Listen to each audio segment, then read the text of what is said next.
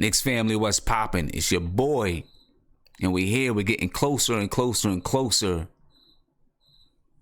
to the season. Let's talk about it.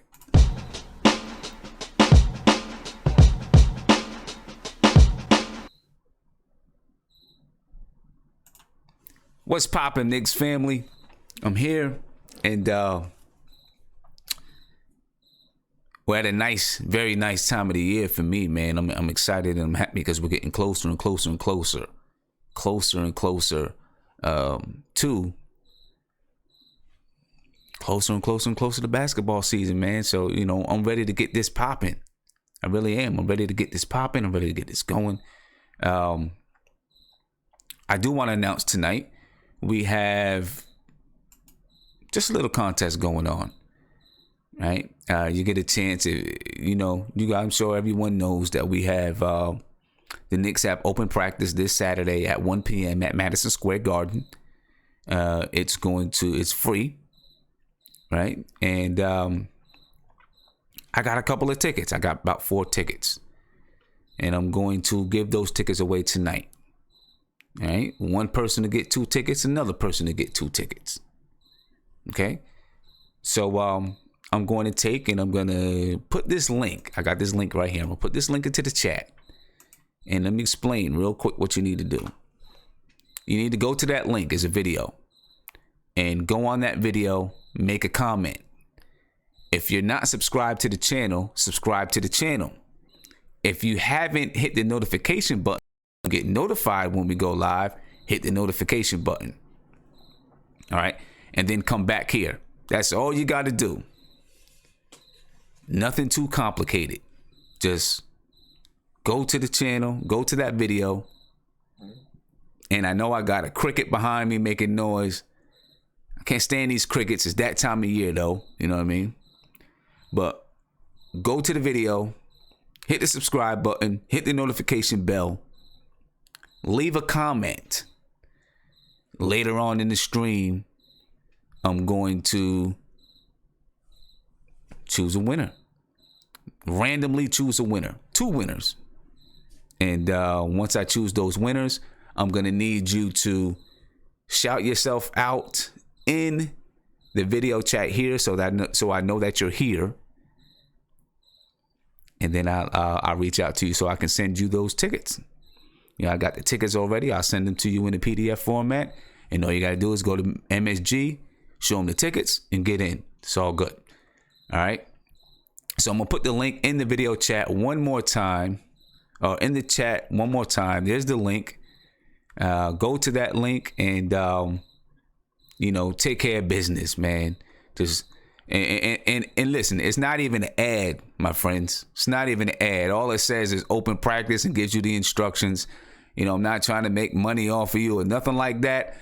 It's just the easiest way for me sending you to that video. It's just the easiest way for me to pick a winner. To randomly pick a winner. All right. So you said it won't let you. Let me check it out and see what's going on. Let's see what's up, because other people have been in there. I don't know what's going on with that. Other people have, right now there is 10 comments. So some people have been in the video already. If it won't let you there, then maybe you have to go to my channel and you'll see the video. You should have gotten a notification about the video. All right. Okay, so let's get talking. We got some people in the video chat right now. We got Ant, we got Nate, we got the Prince, we got Vivek. So let's get going. And one question I do want to ask you guys, and just let me know. I just want to make sure that my voice is lining up with the video. So if it's not, let me know. I'm not going to be able to fix it now, but if it's not lining up with the video, I'll have to fix it later. But let me know. Just let me know if my voice is lining up with the video and everything looks good. Okay. I see a couple people saying that they can't get into the video. I'll have to check and see what's going on with the video, because the video is open to the public, and at this point it has 130 views and it has 22 comments. So I'm not exactly sure why some people can't get in, but hopefully everyone will be able to get in there. All right. With that being said, I am going to open up the video chat. Let these guys say hi to you all. Isaiah just joined the video chat. I'm gonna open it up. Let these guys say hi, and we're gonna start talking, get some debating on. We got some things to talk about. Allonzo Trier, Kevin Knox. We even gonna add Moutier to the to the agenda tonight. There's a little delay. You say, huh? Slightly off. Okay. Something I have to work at. I don't know. I had to reconnect my camera, so I seen that it's a little bit off as I'm talking into it. So next stream it'll be good. All right. So let me get to the chat. See who we got in here, and well, there goes the advertisement for that. There you go. That's exactly what you're gonna see when you go to the video. All right, when you go to the video, that's what you're gonna see. All right. So let's well, I'm trying to find my video chat, guys, and I can't find them. Trying to find these guys and I can't find them. Well, anyway, I'll unmute the guys, and as soon as I get the video over, I'll get the video over. Guys, I'm gonna unmute you. All right. So do me a favor and just say what's up. Viv, you wanna start with you? Say what's up to the chat. And I'm gonna get you guys over soon enough. What's up, Sim? Hey, what's up? Viv, can you hear me? Yeah, I can hear you, Sim. All right, you want to just give a shout out to the chat? Yeah. Know what's going on with you today. And I'm gonna ask Nate. You're gonna have to turn that down in the back, Nate, because we can hear it. All right, go for it, Viv. All right. Good evening, everyone. Shout out to the chat. I will be at Open Practice on Saturday. Looking forward to the 4 of y'all that will also be there. If you want me to observe anything, just let me know. Let us know in the chat. I'll try to, take what some of you want to see and see if they actually do it in practice or not. So definitely, I'm looking forward to Saturday. Yeah, definitely. I'm looking forward to it too, man. It's just exciting to have the Knicks back. You know what I mean? Definitely. It's just exciting to have the Knicks back doing some things. So, I'm super excited about it. Prince, what's popping? What's going on with you, my man? Hey, man, shout out to chat, man. I was looking forward to this one. You know what I'm saying? Like you said, we inching one more day closer to closing up training camp and getting ready for this season to start. So, like you said, I was definitely happy to hear the good news about Knox and the rest of the boys bouncing back, and Fizz is still standing up with his point that, hey, he going to let them boys learn. And, the media try to catch him up like, well, you know what? We heard that Knox isn't doing so well and this, that, and other. But like he said, he's like, hey, man, he bounced back. Mitch is doing good. So he has a lot of faith in these young boys. So I'm looking forward to seeing, like you said, see how this open practice look. Yeah, we're going to talk about that a little bit too. We're going to talk a little bit about Knox and everything too. You know what I'm saying? So, there we go. We got the video chat up on the screen. Again, I apologize, folks, if my voice is a little bit off. We'll definitely get that taken care of. If it's a little bit off from me speaking, but we'll get that taken care of. Let me see who else we got. Let me get to my man Nate. What's up, Nate, Sam? What's popping with you, bro? Oh, not much, man. Just watching some Thursday night football. Just chilling. Okay. All right, just watching a little bit of football. Who's winning right now? I'm not watching. Well, the Vikings just scored, so now it's 27-31. So it's a shootout. Okay, all right. But it's a good game. Right. Yeah, no defense, exactly. Yeah. But I'm excited for. I'm actually excited for the first game. The Wizards. I want to see if they're going to put Ntilikina on John Wall early on.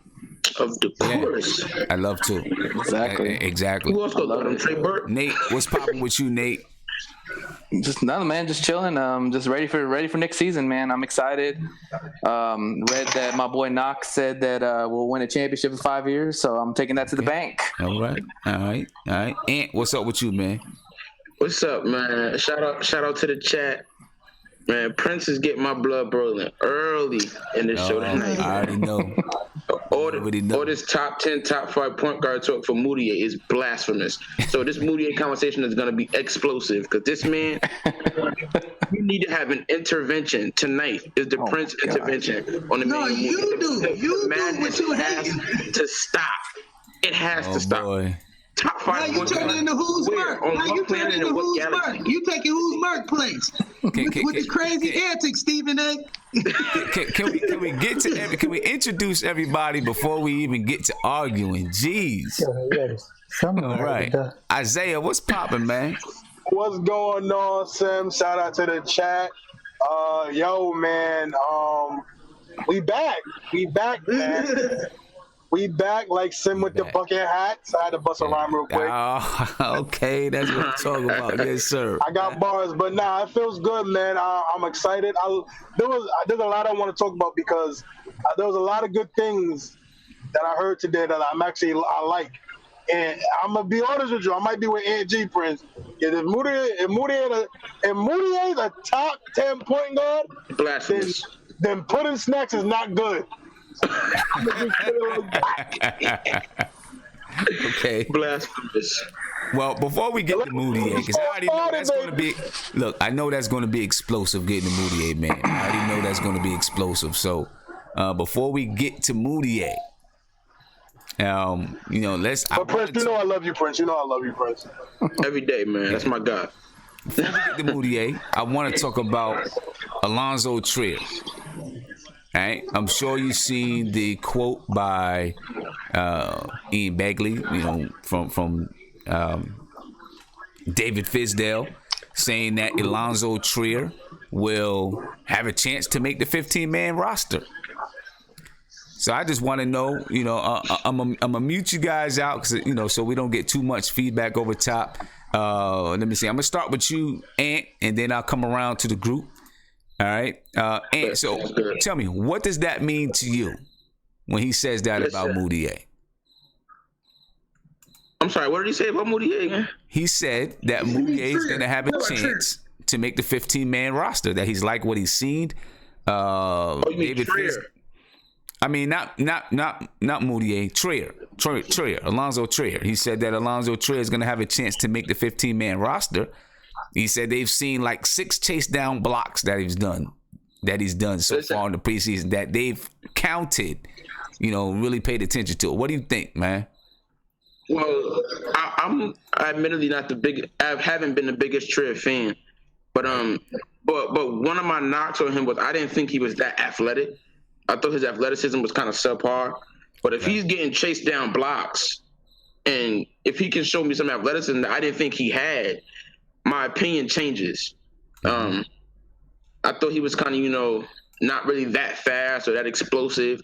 But if he's more explosive than I thought he was, then I can eat my words and say I was wrong. But I got to see it first. I don't know. Okay. I mean, I guess we'll probably get a chance to see it on Monday. I'm sure we'll get a chance to see him play. My question about him is, is this just talk from Fizdale, or is it real? He does talk a lot. Because, there's a lot of, the 15 roster spots is filled. You know what I mean? So if you're going to bring Allonzo Trier up to the roster, which can be done, then you've got to let somebody go that has a guaranteed contract. I think maybe Noah Vonleh's contract is non-guaranteed or partially guaranteed or something like that. But then you got, but that'd be counterproductive. Like, we need the big men. We don't really need any more guards on the roster. Right. Unless you get rid of like a Ron Baker, but he's making too much money. Right. My only thing, and Viv, I'm going to open you up. My only thing there is, like you said, we need the big man. We don't really need more guards on the roster because we're full of guards. But do you put on the roster the best player. I mean, do you take? Listen, I coach I coach AAU, and I fell into the trap before of taking a big man just because they're a big man. Taking someone who's 6'8" just because they're 6'8", but there was a bum. They couldn't do anything. There was a bum. Where I could have taken a guard. I had guards, but this guy was good and really could produce and give us production. After doing that once or twice, I said, you know what, I'm not doing it anymore just because they're big. What's the point of having them be big and then they just sit on the bench and don't give us any production? I'm not saying that Allonzo Trier is going to play and give us all kinds of production.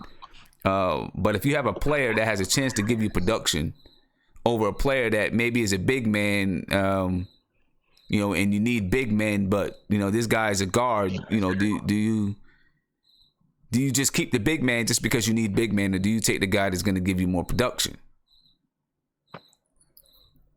You know what I mean? What do you think, Viv? I don't know if Fizz understands the actual semantics, because Trier's on a two-way contract, so you don't have to cut anybody to make the roster unless you want to convert him into a full-time contract, which doesn't really make any sense. So he's going to be on the roster regardless. He doesn't have to make a particular spot. So I'm not, that just probably just talk. I don't really know if Fizz understands some of the two-way semantics. But look, the other stuff, the chase down blocks, I mean, I guess it's nice. When my write-up, I didn't really mention that. But I did say that he has the tools to become a solid defender if someone wants to reteach him defense. So, hey, that's a good sign. Yeah, that is. Now, I guess the only thing about the, about the two-way is if you, with the two-way, you're right. We don't have to worry about him being snatched up by anybody else, because he's on a two-way contract, so we don't have to worry about that. And then I guess the only thing is if you really want this guy to play games, because he can only play 45 in 45 games or 45 days, whatever it is, right? You can only play like 45 games when he's on a two-way. You know what I mean? Right. But again, it's still, because he hasn't even played a preseason game yet, so a lot of that talk is very premature. Yeah. So the moment, we'll see what happens. I think that the 45 games thing, if it ever comes to that moment, then I guess you can reconsider things then. But I'm not too concerned about that. Yeah. And a lot of it is probably talk. Including some other guys that we're going to talk about tonight, where a lot of it is probably talk. Hey, my man that just came on with the Knicks hat, no smoking on the stream, please. Appreciate it. But let's just, just for the sake of talking about it, who would leave? Who would leave? Noah's getting cut and stretched probably, so. Yeah, I was going to say Noah. Noah's going to be gone. Noah's going to be gone. Okay, that's true. I forgot about Noah. Noah's going to be gone. Does that make the 15th spot? I think so. But do we have that, or they just leave it open? They don't have to necessarily fill it up. Okay, so then. Go ahead, Nate. No, I was just saying about the Trier thing. I don't know if it's talk. I think it actually could be serious, because it tells me two things. It tells me either they're thinking about possibly trading Courtney Lee to free a spot for Trier, or Dotson or Baker could be gone and Trier could be taking that spot.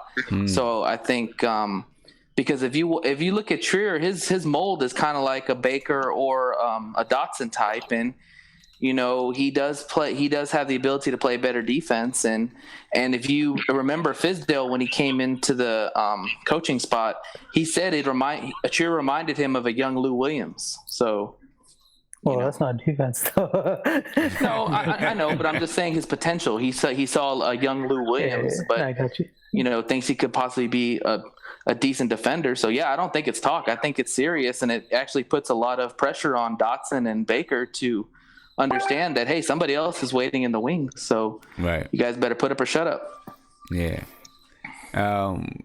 We'll see. Now I'm looking at the salaries right now to see, just to make sure.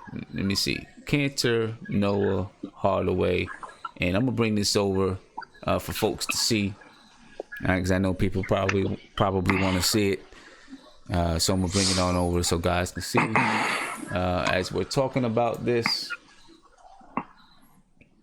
And I'm having a few technical difficulties tonight, so excuse me. But we got Cantor, Joakim Noah, Tim Hardaway, Courtney Lee, Lance Thomas. That's 1, 2, 3, 4, 5. Mario Hezonja is 6. Kristaps Porzingis is 7. Ron Baker is 8. Moutier is 9. Frank Ntilikina is 10. Kevin Knox 11. Trey Burke is 12. Vonleh is 13. Luke Cornett is 14. Damian Dotson is 15. Yeah. So if Noah is waived, then there is that open roster spot where Allonzo Trier could be moved up. So you really wouldn't have to cut anyone else. Yep. You wouldn't have to cut anybody else. Now, so then my next, so you're definitely right about that, Viv. You wouldn't have to cut anyone else. I guess my next question, though, is, does it make the most sense to do that with Trier at this point? Even if you can, you waive Noah and you can bring Trier, does it make the most sense? Because how much playing time? That's my question. How much playing time is he really going to receive? Yeah, it doesn't really make that much sense. Depends how good he plays defense. No, it doesn't, Nate. He's not good. But even if he does play defense, I mean, you want to keep that flexibility with the two-way contract. So, see what he does in Westchester first, and see what he does. He only gets 45 games, right? Yeah, but I mean, let's just see how he does first in preseason in the G League before we even think about. Okay. Yeah. All right. Let me get to my man with the Knicks hat. What's poppin', man? What's your name? What's good, my brother? Tom Wavy, straight from Queens, Southside Jamaica, Queens. Nick Lifer. What's up, Appreciate you, bro. What's going on? Appreciate you, bro. Glad. Thank you for jumping into the video chat. It's always nice to have new blood in there. Yeah, I've been watching for a minute, man. But I figured tonight's the night. Tonight's it. The season about to start. Fresh air. Let's get to talk about the squad. Let's do it. All right, that's what's up. So tell me, man, what do you think about? What are you thinking about? With this whole Allonzo Trier, you think he'll make the squad? I think eventually he'll make the squad, but I don't think it's a rush. I don't think the Knicks need to rush to put him on, the New York Knicks roster. There's a reason why they signed him to a two-way contract. Build him up through Westchester before you bring him to the squad. I don't see the need to cut anybody, especially with some of the players' contracts that you would be letting go of, a short-change him. Just let him develop in Westchester. Okay, and that was my next thing right there. You know what I mean? I don't even know if it would be the best move for him because, now you're talking about him playing behind Courtney Lee, Tim Hardaway, Frank Ntilikina. You know what I'm saying? You talk about him playing behind all those guys. He's not going to get much playing time. You know what I'm saying? So let him get his reps up in Westchester. And then once we bust a move to trade Courtney Lee, then maybe you bring Trier in. Yeah. You bring him up to the main squad. Okay. All right. Makes sense. Yeah. Prince, I'm trying to get to you, man, but you got a lot of noise in the background. You got any headphones or something like that? You good? Okay. That's I couldn't really hear, but yeah. All right. I'm gonna come to Isaiah. Talk about Trier a little bit, and then we're gonna go on and talk about this Kevin Knox thing. You know what I mean? Because sometimes I keep hearing stuff and it gets me concerned a little bit. Isaiah, man, what's your thoughts on Trier? Tier's my man. Like I said before, I talked to Tier. I talked to Tier for a little bit.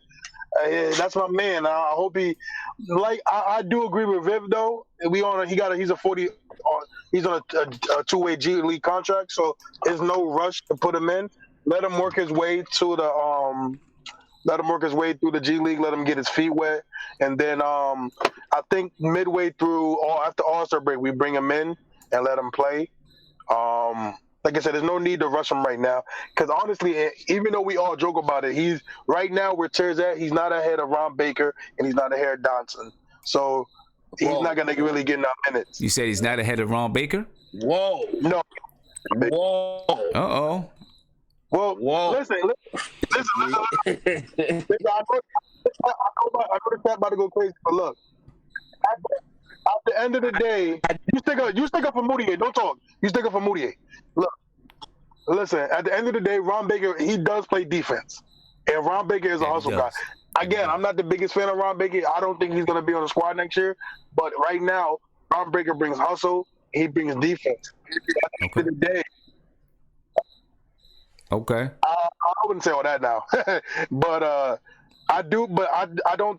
He's still not ahead of Dot or Baker, so there's no point for him right now. We all know Baker's going to get injured. So he'll get. Okay. All right. So this is what we're gonna do. Is he ahead of Ron Baker? I mean, I guess maybe not because Ron Baker's already been on the roster. You already know what Ron Baker can do in the NBA. How much you like him or dislike him, you know what he's gonna give you. With Allonzo Trier, they probably want to try to develop him a little bit. My guess is that you know what? I was gonna say my guess is that he just stays in the G League, but given this whole situation with Noah, you never know. I feel like Ron Baker. Just never know. I feel like Ron Baker will be a part of a deal that sends Courtney Lee somewhere. Oh, okay. Part of a deal that sends Courtney Lee somewhere, and if that's the case, then you're probably bringing two guys back too. But even if you send in three and you bring two guys back, you still got now you got another extra roster spot. Okay, right. We'll see what happens with that. We'll keep watching. I know Monday night, Viv, when you go to the when you go to the game, when you go to the open practice, it'd be nice to get a nice little report back from just from what you've seen when we had the stream on Sunday night. Big shout out to Jerome Cornett for the super chat. He's throwing out his says Knox, Robinson, and Trier. They're the three amigos, because they're three rookies. Listen, if he comes up, I won't mind it, but we'll just have to watch it and see what's going on. And of course, I'll be at the first preseason game, so I'll be able to check them out firsthand. All right. Now we're gonna get into Prince's boy. We're gonna talk a little bit. We're gonna get into Prince's boy because I know he can't wait for that. He's excited for that. All right. David Fizdale has some encouraging words to say about Emmanuel Mudiay. Right. And I want to know what you guys think about these words, and if Mudiay is going to have a chance. Well, he's going to have a chance. We know he's going to have a chance, but can Mudiay actually become a big piece of what the Knicks are trying to do? Just listen to David Fizdale and let me know what you think. Leave it in the chat. And by the way, you can see up on the screen it says chat questions. I want you guys to, throw some questions out there when we come to that segment. Hopefully, guys that's in the video chat, maybe you can take a look. We'll answer some of those questions. But let's hear what Fizdale has to say about Mudiay. All right, let's check this out here. He's been steady. He's been really great at pushing our pace and organizing us. His shot has improved over the summer. He doesn't turn the ball over. He's probably the lowest turnover guy in camp right now. Just making the right play all the time. So there you go. That's what he says about Moutier. He's not turning the ball over. He's pushing the ball. He's organizing players. They said his shot got better. And you can find that on MSG Network on YouTube. You go to YouTube, MSG Network. You can also go to MSG.com, and I believe it's on MSG.com. But I want to know what you guys think about that. You know, is he serious? Is it just words? Prince, I know you got something to say about it, so I'm coming to you. Hopefully, you know, some of the sound went down in the background, but I'm coming to you, Prince. Prince, that's your boy. What's on your mind with it, bro? That's your boy. Hey, the proof is in the pudding. That's all I can say, Sim. Hey, like my boy Jay-Z said, women lie, men lie, but numbers don't. And Fizz just put it in the pudding. The man hasn't turned the ball over. He's been one of our best point guards. He came in shape. He's knocking down shots. So to me, that sounds like right now, he's one of the better point guards right now of what's going on. You want a point guard who's going to set your offense up and get your team running. That's what Fizz said. He's doing better than any other point guards on the floor. So if you want somebody to be your field general, you're going to put the best player to put everybody in the positions they need to be on the floor to be successful. So again, I ain't going to say much else. Fizz said it for me. So let's just wait to see how the season goes, Sim. I ain't gonna pat myself on the back. I'm the one who said the Knox pick, and I said Moody ain't gonna start. So I'm gonna leave it at that. Let's see. Let me see. All right. Ant is the number one. Ant. Moody ain't hater. Go ahead, Ant. I'm leaving it up. I got you, bro. Go ahead, man. I want y'all to hit a lunacy of what this man just said. His number one argument for Moutier was numbers. He said the proof is in the pudding. Well, I'm about to read to you the pudding, okay? In 187 career games, he's a 29% three-point shooter. He turns the ball over 3 times a game. He averages 10 points and 4.1 assists, and is a negative 10 player for his career. That's the pudding. So if you're talking about the proof is in the pudding, that's some nasty pudding. I don't want it. Man, what? So your coach just said you're the best point guard, but you don't want it. Has Fizdale said anything crazy, bad about anyone yet? You speaking on somebody past, bro. And this man is telling you what he's doing right now. Has Fizdale said anything bad about anyone yet? Hold on. The answer is no. So we can take these words with a grain of salt. He's trying to build these guys' confidence up. I'm just saying, for someone to say the proof is in the pudding. So now you're talking about Fizz just blew a hot air. The pudding, what? What pudding? No. You call it Fizz a liar. You call this man a liar. We talking about practice. Practice. I'm done. You called this man a liar. You called him Donald Trump. And now he's the best player on the team. You said he out here Donald Trump in this. He improved his shooting from being one of the worst shooters in the league, and now he's one of the. What are we talking about? This is ridiculous. So you have to stop this madness. So why did he lie then? Why would he lie about He's not lying. If he was trash, why didn't he just say he was trash? It's practice, man. Practice don't go into the pudding. We don't judge people's pudding by practice. So you think Coach Fizdale, basically y'all don't believe nothing this man coming out of his mouth now? Or just because it was Moutier? Yo, when your evidence for Emilio Moutier being a good player is a coach's reviewing him after the second day of practice, you have no evidence. You have none. I'm going off the coach's mouth. What other evidence do you have, Ed? So, Prince, I have 3 years of a pro career that says he is not who we thought he was. That's the evidence. I have the numbers to back my evidence up. No, bro, you speaking in the past. You speaking on the man's past, bro. And this man just told you what he's doing right now, bro. If you live in the past, continue to live in the past, Angie. But you don't have facts. All you can see is what he did in the past. That's not what he's doing right now. I used to be nasty in practice. I got like 5 minutes a game, but I was nasty in practice. The practice ain't, man, that ain't got nothing to do with nothing. What I advise you to do is sit back, chillax, wait for him to play actual, meaningful, positive NBA minutes. And then you can come and say he may be on the up and up. But you ain't gonna come to me after the second practice and Fizdale say he ain't turned the ball over and he got better at shooting and say, oh, he's gonna be a top 10 point guard in the East.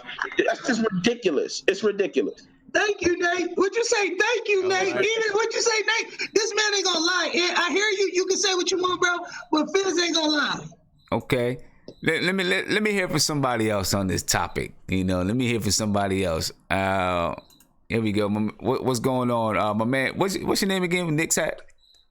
Tom Wavy. Tom? Wavy the barber. Yeah, call me Tom. Just call me Tom. Tom, okay. All right, what's your take on it, Tom? Let me get to Isaiah.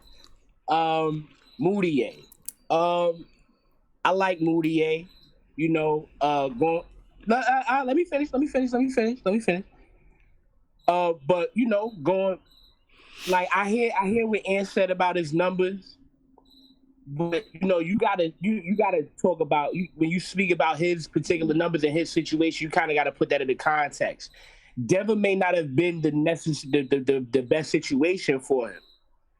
Whatever was going on over there, he lost his confidence for a reason. He didn't make it to the floor for a reason. However that went. All right, we got those 3 years. It wasn't much. That is the pudding. Like y'all was saying, that is the pudding. But give him a season. If he can't get it right, then we gotta let him go because we ain't got time to be keep rebuilding. We've been rebuilding for over 10, 15 years. We can't, keep putting our energy into a player that won't become what we need him to be. But I got no problem giving him a chance and letting him show us what he got if he's worked to improve his jumper and to be more of a legitimate NBA point guard. Cool, what's the worst that could happen? We lose him. I think he's a nice size. He's a solid sized player.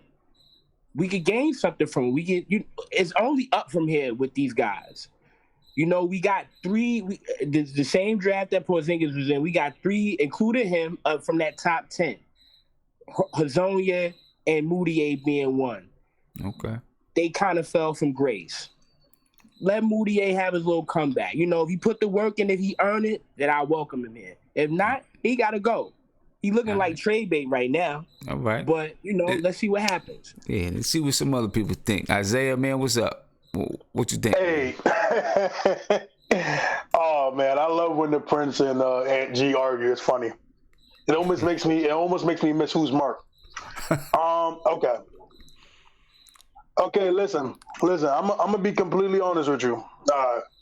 So I love Fizdale. I really do love Fizdale. But Ant made a really good point, and nobody noticed it. Right now, the Fizdale has not said nothing bad about anybody. That we can all agree on that. He has said nothing bad. And let me tell you something. When my man compared Lance Thomas to Draymond Green, I almost lost my mind. I almost lost my mind. But I understand what Fizdale's trying to do. He's not going to downplay nobody because, again, he's a developmental coach, so he's not going to say nothing bad. But at the end of the day, I'm gonna be real with you. I don't trust Moutier because there's literally nothing he does that makes me say, "Wow, we should keep him." And I'm just being honest. This is the eye test. And I'm just being real. And again, I don't want to see him out the league because he's a young man and he has a whole life ahead of him where he needs to, have support for it. He needs support for his family. But at the end of the day, he doesn't finish around the rim, doesn't play defense. His assist to turnover ratio is horrible. It's pretty much one off from each other. He averages like 5 assists to 4 turnovers. Mm-hmm. He can't finish around the rim. He is athletic, I'll give him that. But again, he doesn't do anything to me in my eye test that says, wow. like there's a reason why we only been saying there's really a two-headed point guard battle. That's the risk. Let's keep it real. It's between, do we want Frank's defense or do we want Trey Burke's offense? Moody has not been in this conversation of, it's a three-way battle. No, it's literally a two-way battle with, do you believe in Frank's defense more than Trey's offense? He hasn't really been in our conversation. It doesn't mean that he hasn't been in Fizdale's conversations, though. No. You know what I mean? Yeah. And, there's a difference between the fans, the media, and Fizdale and the developmental team. Yeah, okay. Yeah, you're right. You're right about that. But, I mean, listen, I mean, honestly, man, it's no offense, Prince. It's practice. Okay. It's practice. This means a lot. Practice. But look. Hold up. But Prince, look, it's practice. Look at the Black Ops. Nobody misses in the Black Ops. And that's practice. Let me. Wait, hold on. Can we go to that? I'm gonna get to that. I want to get to that practice part real fast because I want to clear something up about practice, right? You guys are saying it's just practice, but practice is where the coach is going to determine who is doing the things that he wants done on the court. You know what I'm saying? So you might say it's just practice. Yeah, it's just practice, but that's all they've had right now is practice. You can't go by anything else. For this year, you can't go by anything else but practice. You know what I'm saying? And practice, practice is exactly what everyone wants to go back to the Allen Iverson thing. It's practice, it's practice, it's practice. Let me tell you what, he was wrong with that. I don't care. You know what I mean? Because practice is where that's where your habits begin. Any habit that you build, you're going to take it into the game. Like it or not, that's what's going to happen. You know what I'm saying? When you practice, you are creating every facet of your game that you plan to implement. This is where you're coming up with your strategy. Practice is where guys start to tell themselves who the leader of the team is. Right? That's when you know who can play, who can implement your system, who can you trust on the floor in practice. So yeah, I know, you guys are saying it's just practice, but it's not just practice. Practice is I tell my players, you never win a game in the game. You win the game in practice. That's where you win the game because that's where you prepare for the game. Right? You win the game in practice. When you taking a test, you pass that test not when you're taking the test. You pass that test when you prepare for the test. Right? Everything depends on preparation. You got to prepare. And that's what practice is. Practice is your preparation. You know what I mean? And if you have someone that's in practice, although it's just practice and they haven't shown it on the floor, and you're right, you have practice players and you also have game players. You do. But when you're in practice, especially in training camp, this is where it comes down to. It's the meat and potatoes of what you do. You know what I mean? Because this is where you prepare. That's why it's so important. And that's one of the big reasons why I'm so against tanking. And everyone doesn't understand why I'm so against tanking. One of the big reasons that I'm really against tanking is because when you tank, and everyone knows that you're tanking, and I don't want to get into this big debate about tanking, but when you tank and everyone knows that you're tanking, you don't bring the same determination to practice. You don't have the same vigor. You don't have the same level of attention, the level of focus. You don't have all those things when it comes to practice anymore because you're not trying to win games. And, trying to win games is the key. That's the reason that you practice. Of course, players practice to get better, but as a team, you practice, you watch film, you do all those things so that you can win games. If you're not trying to win games, then why do those things? What is the motivation to do those things? And regardless, people say, well, they're professionals, they're players, they're motivated to get better. You still need to have, they're still human. They're still human. And sometimes you still need that external motivation to move you along. You know what I mean? And that's why I'm so big on not tanking. But anyway, practice is an important key, fellas. Let's not downplay practice. I can't downplay practice at all. Let me get to a couple of phone calls. Before I get to the phone calls, let me announce one more time that we do have the Knicks Open Practice ticket giveaway. All right, the Knicks Open Practice ticket giveaway. And I'm going to put this link once more in the chat. I know some people said that they had a hard time getting to the link. If you have a hard time getting to the link, just go to my YouTube page, and you'll be able to get to it. Right now, we have 165 views. We have 20 comments. All right. I'm going to put the link in the chat once more. Go to that video. Follow the instructions that's on the video. All right. Go to that video. Follow the instructions that's on the video. And when you follow those instructions on the video, you should be able to... And excuse me for the music behind me. That's the video playing. All right. I'll turn that down a little bit. That's the video playing. So you all should be able to access this. All right. You should be able to access this. I'm going to turn it down a little bit more. It was a little bit too loud. All right. You should be able to access this so that you can win tickets.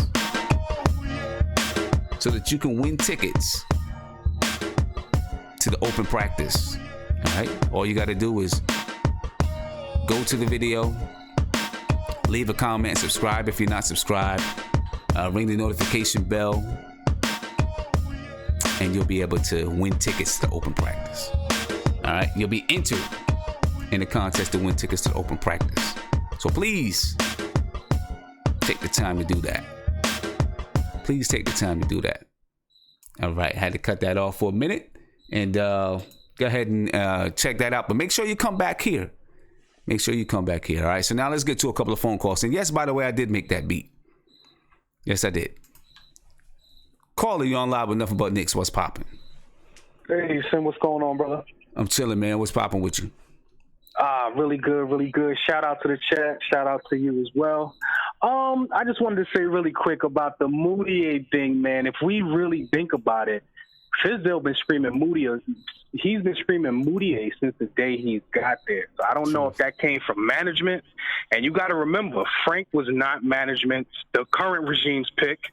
And Trey Burke kind of came in the midst of, I think that was right before Scott Perry got there. So Moutier was the first point guard that I think Scott Perry brought in. And I think it's kind of being pushed to put him towards the forefront because I don't see how, he's still being talked about, especially when we got Burke and when we got Ntilikina. Do you think that he's really pushing them, though? I mean, from all intents and purposes, everything that I get from, Fizdale, Scott Perry, and them guys is that, they're not pushing him. They're going to they're going to give him the freedom to do the things that he wants to do with this team, to scope this team, to build this team the way that he thinks is necessary. I don't know if they would do that. I mean, from what I understand, they're able to, contracts don't matter, name, draft, where you were drafted, it doesn't matter. If he wants to start you, if he thinks you deserve to start, he's going to start you. If not, he's not going to start you. I do understand what you're saying, though, about Scott Perry trading for Moutier. I think that was his first real player that he brought in as his reclamation project. Yep. And I just feel like they're really going to give Moutier the absolute first chance to mess it up. I really do think that in their eyes. Now, as far as on the court, that's going to say something else. But just the way he's been, Moutier, we going to get you right, kid, and just really emphasizing on Moutier. And granted, Fizz don't say nothing bad about none of his players. I give him that. But I just feel like Moutier is that guy that they've been really, really, really pushing for. Okay. Why? I don't know.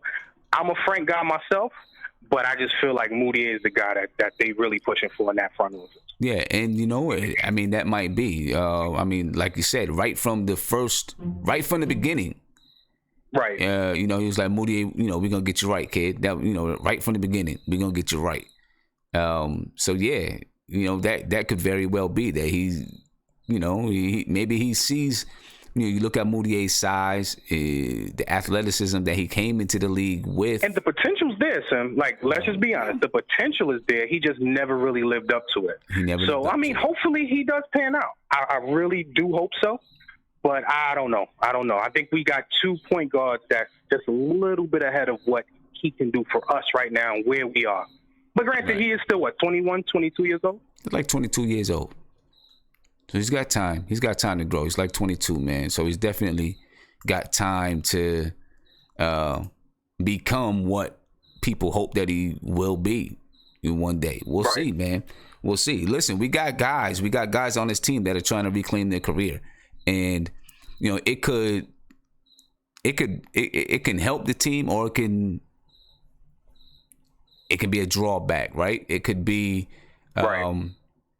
that the guys all come together and say, hey, we're going to do this together. Mario Hezonja, Emmanuel Moutier, Trey Burke, Noah Vonleh come together and say, hey, let's reclaim our career together.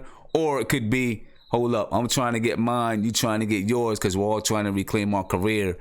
We'll see how it happens. It looks to me, though, I'm not going to lie, it looks to me like they want to work together. We'll see what happens when, excuse my language, ladies and gentlemen, but we'll see what happens when the shit hits the fan, though. Right. You know exactly. When they roll that ball out and they ready to tip off, then we'll see what's really going on. Then we'll see what's going on. When there's a little bit of adversity on the floor, some things like that happen, that's where we'll find out where their hearts really are. You know what I mean? Absolutely. Who's your pick for point guard? Then I'll let you get to another caller. Just really quick while I got you on. If you had to choose one of those three, who's your starting guy based on what you've seen so far? Practice matters, past history matters, everything matters. Who's your guy? Everything matters. I'd go with Frank. Okay, me too. The simple fact that I'm a defensive guy. I'm a defensive person. Absolutely. And I want to start with defense. Point guard is the point of attack. That means you got to defend that point of attack. I would definitely, I would go with Frank. And then, absolutely, but man. my heart says that Trey Burke is going to start the season. Not my heart, but deep down inside, I think that's what's going to happen. That Trey Burke is going to start the season. But if I was the coach, I'd go with Frank. We'll see. I just think that guarding that point guard spot is just too important for me. Especially in today's NBA where you got so many elite guards, whether it's point guards or off guards, there's so many elite guards that just been killing us throughout the years. And we finally got a young dog that we can throw in there and say, sick him. Yep. And Frank does that. That's what Frank does. Yeah. So I don't see why he wouldn't be our guy moving forward. Yeah. But Sam, I definitely appreciate you taking my call, man. Always good chopping it up with the fellas. I'm gonna let you get on to another call, brother. All right. Appreciate the call, bro. All right, take care. And before we get on to the next call, let me just do a quick shout out to what's his name? Big shout out to Justin Smith. He said Fizz is a great, thank you for the super chat, by the way. He said Fizz is a great vocal promoter for confidence. He's just building them up. Staying in shape and heart have always been a question, speaking of Moutier, and I agree with you. That's always been a question. And then he asks, why did he fall after every layup? I don't know. Hopefully he worked on his balance. You know what I mean? It looks like he's worked on his jump shot a little bit. It looks like he's worked on, his landing. He used to land very awkward with his feet crossed or something. From things that I've seen, it looks like it's gotten better. Fizdale said his jumper's gotten a little bit better. So, we'll see what's up. Caller, you on live with Nothing But Knicks. What's popping? Hey, what's up, Sim? What's going on with you, bro? What's happening with you? PJ. Not much. Hey, I got to come in hot tonight. Whoever said that Ron Baker is better than Allonzo Trier, you're bugging. Trier's taller, more athletic. Trier did more in summer league than Ron Baker's done in 3 years and 2.5 years in the league. So that's done. I had to say that. So, what's the question? Well, you know, I don't know if he was saying that Trier was better than Ron Baker. I just think no, he said Trier. He was saying Ron right Baker was now in the pecking order is Ron Baker. You know, one because he's been here and because he's a better defender. But who do I think will have the better NBA career? Probably Allonzo Trier. Yeah. Probably Allonzo Trier. And, go ahead. And to talk about Moutier. Moutier came in, he was a bad boy when he came in. And people forget that first 3-4 months of the season of his rookie year, he was right up there with the rest of them. I mean, he wasn't a Porzingis or a Cat, but he was better than D'Angelo Russell, Okafor, Hazonia, Stanley Johnson, the rest of them. So I mean, he got jerked around. He got jerked around in Denver. They drafted a point guard right after him the next year, and he lost his confidence. So I don't have a problem thinking that he gets a good coach, goes in here, gives him some confidence, boosts him up. Hey, that guy, he's 6'5", can jump out of the gym. I mean, you teach him how to finish, you teach him how to, good team defense.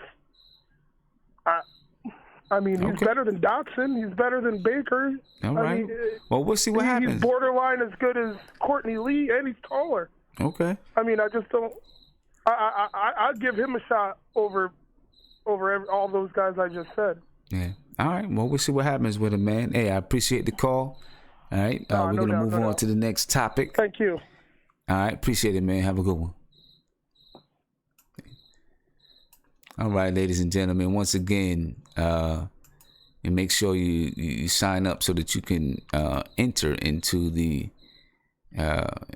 competition. Not competition. I'm gonna randomly pull someone's name from the comments of the video that I'm putting right into the chat right now. So all you gotta do is go to the video. Make sure you subscribe to the channel. Make sure you're subscribed. You got to be a subscriber. Subscribe to the channel. Hit that notification bell. And later on, in about 20-25 minutes, we're going to choose winners. All right? We're going to choose winners. Okay? Let's talk about Kevin Knox. All right, let's talk about Kevin Knox. And I'm going to let Guillermo into the chat. All right. And the reason why I want to talk about Kevin Knox, I want to talk about his aggressiveness. We heard David Fizdale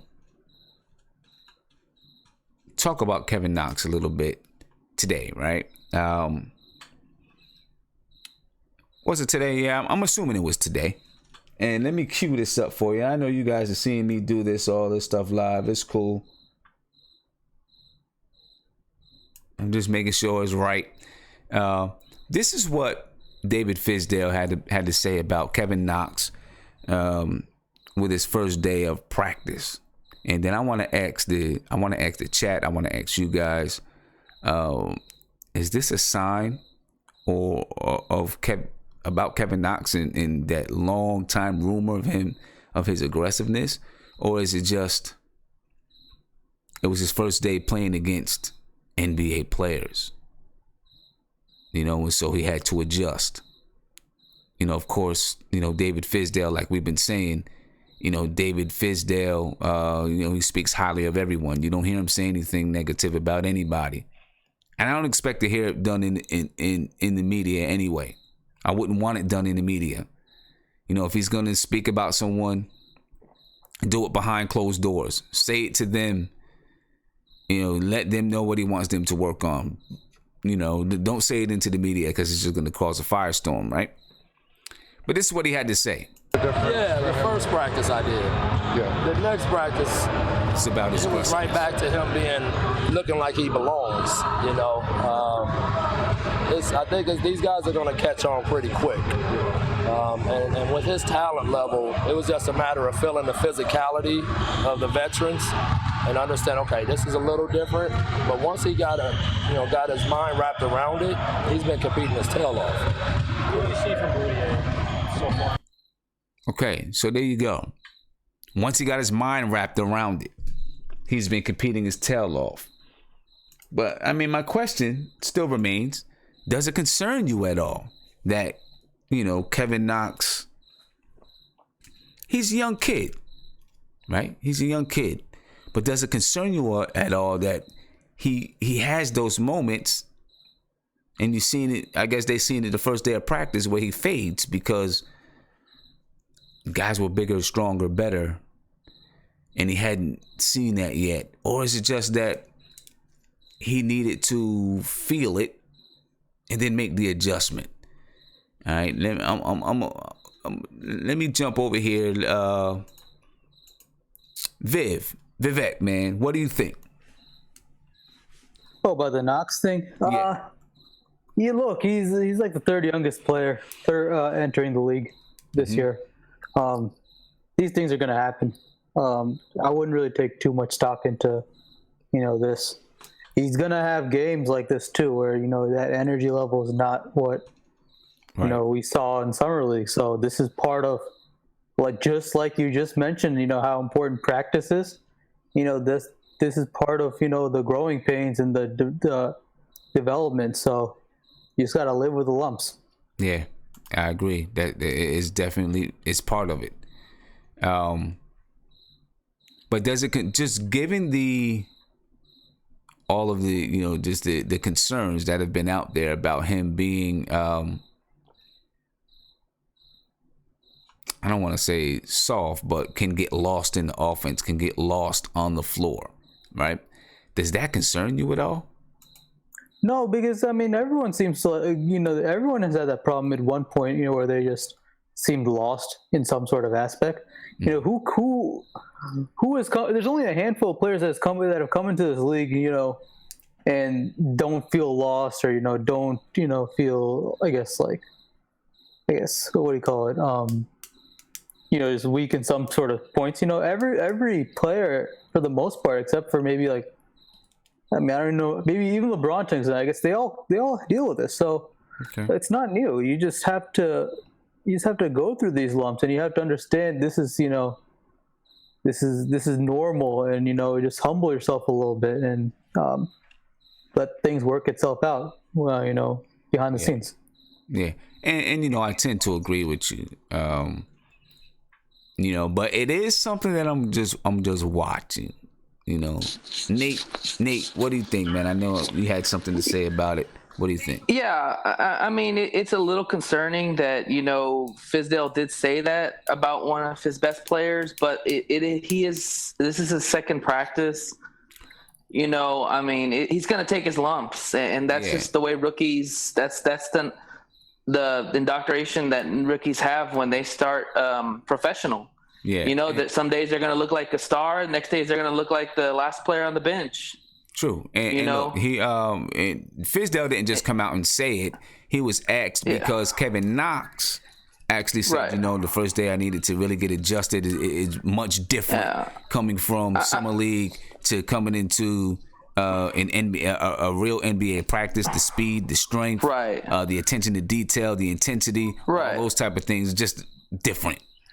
Yeah, and the way I look at it, man, like I said, it's like starting a new job, for us. You're going to be nervous, you're going to be tentative, you're not going to know what to do necessarily, but once you get a feel of it, you feel more confident, you feel better, you can do your job. I think that's really all Knox is struggling with, and the truth is, like I've said before, in Kentucky, Calipari even admitted halfway through the season he didn't know what the heck he was doing. Right. Now, and then he kind of figured it out. Yeah, I agree with you to a point, right? But with basketball, this is what I agree with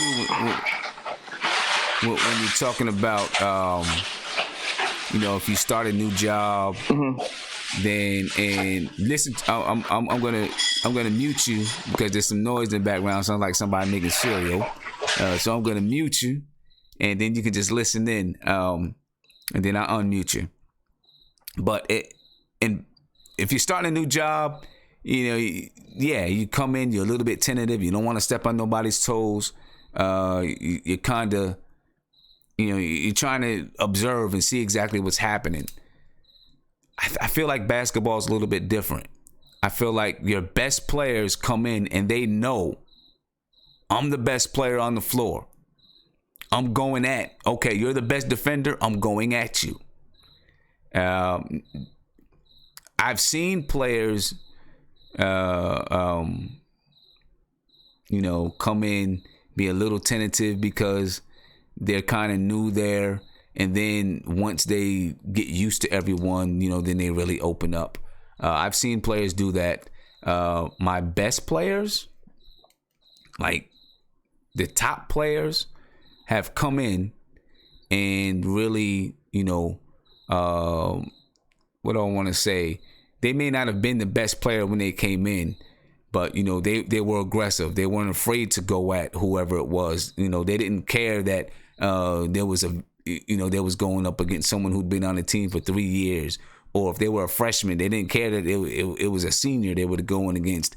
They came in and they wanted to show that I belong here. I just with basketball, to me that machoism kind of shows up, and maybe some players it's not there. That machoism isn't there. I feel like every player, if you're going to be a star, you have a little bit of an ego. I don't care who it is. If you're going to be the top dog of a team, you do have a little bit of an ego. So it's just something that I'm watching. I'm not saying that he's going to be, that kind of passive guy. And listen, there's going to be times throughout the season when I know it's going to happen because he's a rookie. He's young. He's learning the game. He's learning how to play on this level. It's going to happen. But it's something that I'm watching, So, we'll see. Grandma, I want to know what you think about it, man. About Knox, man. Yeah. Put like this, Sim. A lot of what we're saying with these individual players, man, it all comes down to what Fizdale does, man.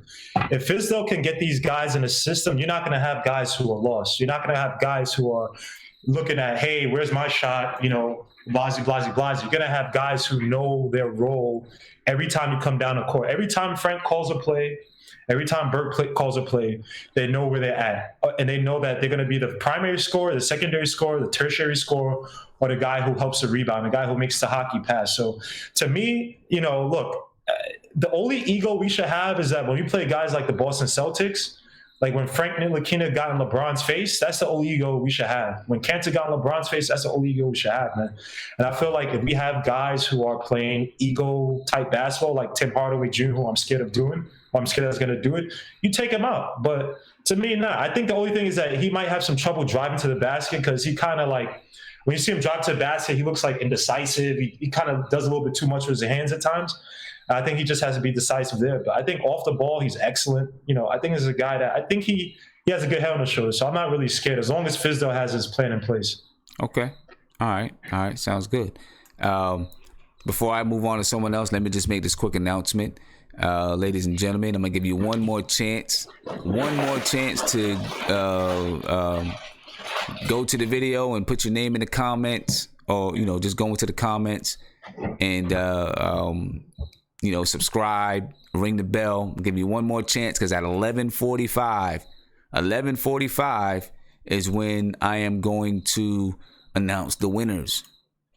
All right, 11:45. So you got one more chance, but you need to hurry up and make it back. Because I'm announcing winners at 11:45, and those people need to be here. If you win, you need to be here because I'm going to ask you to, throw up, email address or something like that. And well, not your email address in the chat. I'll put my email address, and I'll see your name. You can hit me up or whatever. We'll figure it out. All right. Okay. So go ahead over there, but make it back quick. Isaiah, what's popping, man? What's going on, man? Yo, Sim, this is the first time I ever said we need who's marking this chat. Because Lord knows, I need some help. But no, I'll say this, man. I was really excited today when I heard Kevin Knox had a bad practice. I was excited. Okay. Why is that? I was excited because he bounced back, and that's what I like to say. Oh, dang, let me speak, Prince. You making that face, but let me speak. I like the fact that he bounced back because this isn't supposed to be easy. And I like what David Fizdale said, like, and what Kevin Knox said, that these are NBA players. This isn't summer league. And I'm happy he said it because that makes me think, okay, at least we're playing better defense. Because if he came out there easy, I would have been a little concerned. But I'm glad this isn't supposed to be easy.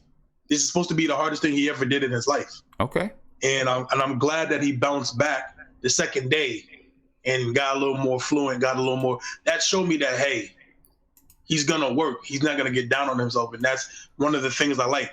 Like it's okay. Like at the end of the day, we call these players bums. We call this isn't easy.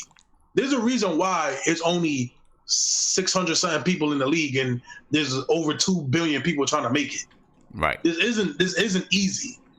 Practically, you know what I'm saying? This is not gonna be easy. But at the end of the day, any NBA player can go to any other league and drop 50 points. That's how good these players are. This isn't supposed to be easy, and I like that he bounced back, and that's why I got excited. Like, he's supposed to have bad days at practice. He's supposed to have games where he's not supposed to be good, and that shows you that at the end of the day, he can bounce back the next game. Because even at the end, I mean, I'm not trying to compare him to Kobe, but look at Kobe his rookie year. He airballed two game threes against Utah, and Shaq told him, "Hey, one day the people that's laughing at you right now ain't gonna be laughing at you no more." And like I said before, this is not supposed to be easy, and I'm glad that he's going through this. I want him to go through the hard times, because when he comes out, he's gonna be way better. He's gonna be better, and that's how you got to keep doing it. You don't get better when you do stuff good. You get better when you do stuff wrong. God damn, that was a good ass quote. I'm gonna leave it right there. You can mute me. I'm gonna leave it right there. You're gonna leave it on that one. Yeah. I'm gonna leave it on that one. All right, leave it on a strong point. All right, Guillermo, go ahead, man. Yeah, I was just gonna say real quick. I think you're a Giants fan, right? I think you remember what Parcells used to do, right? He used to go at Phil Simms at practice just to kind of show the other guys, like, yo, Phil Simms could get it.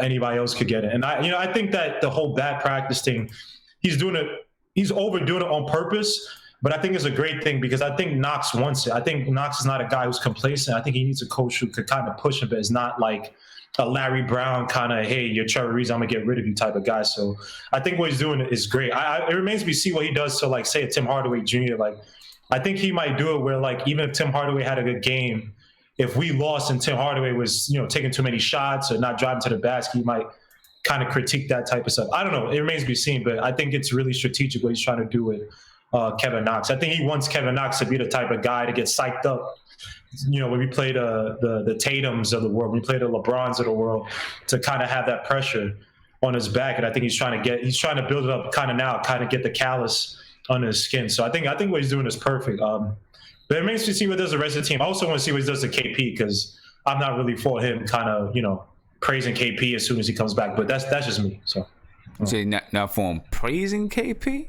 Nah, because you know what, he went over to Latvia, whatever, and it's good, but it's like, I don't know, I didn't like what Phil Jackson did with KP. I think that was awful, but I don't want a guy over praising KP who's still a guy who hasn't won anything with this team. So I'm just saying the guy's extremely talented, but I hope that when KP comes back, he has to kill eat what he kills as well, just like everyone else. I'm just hoping.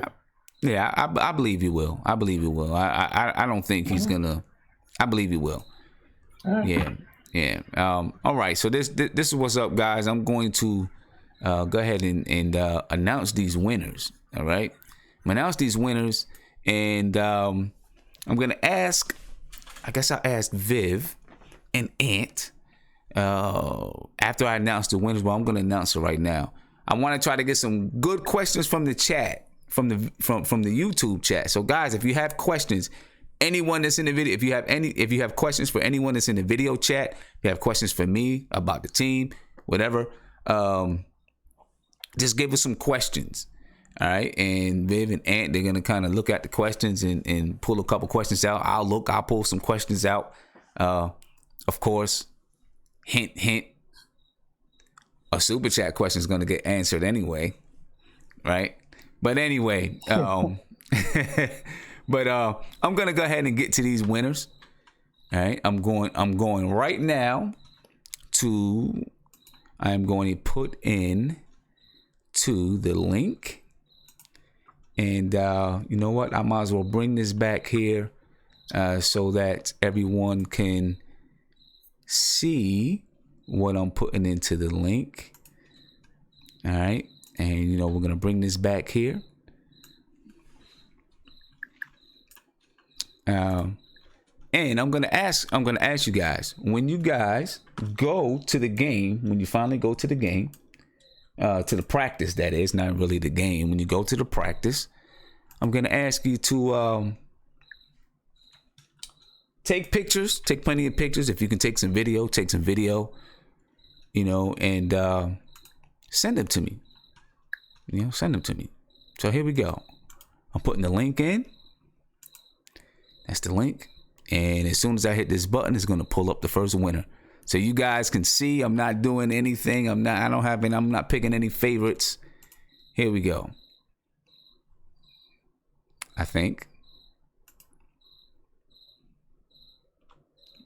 we got it in there and it's not starting up for me. I may need to refresh this.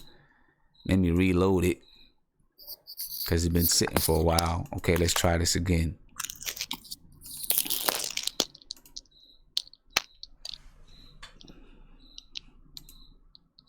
Well, it's not happening for me. I may have to come back to it, guys. I'm gonna have to come back to it. So as I'm coming back to this, I'm going to let me see. I'm gonna open up. Let me see. I'm gonna open up Prince. Prince, I want to find out what you're thinking about. And don't worry, I'm coming right back to it. I just probably need to refresh the site because it's been sitting there for a little bit. Prince, what do you think about the Kevin Knox thing?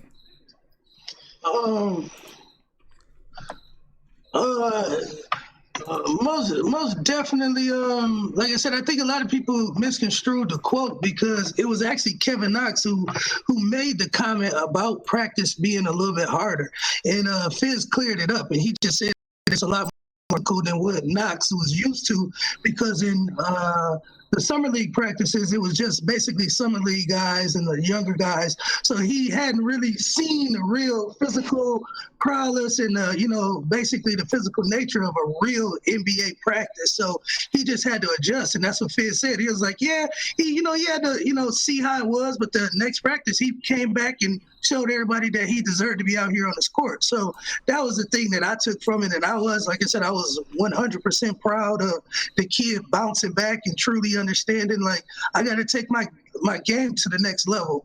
And that means even in practice, which I'm glad, Sim, you respect the prowess of practice. You're a real coach, so you understand what it means that in practice, like they say, you play like you practice. And again, if you get in the game and you ain't, if you get in practice and you screwing up, you don't run my plays right, you over here jacking up shots and, you ain't making them, you're going to do the same thing in the game.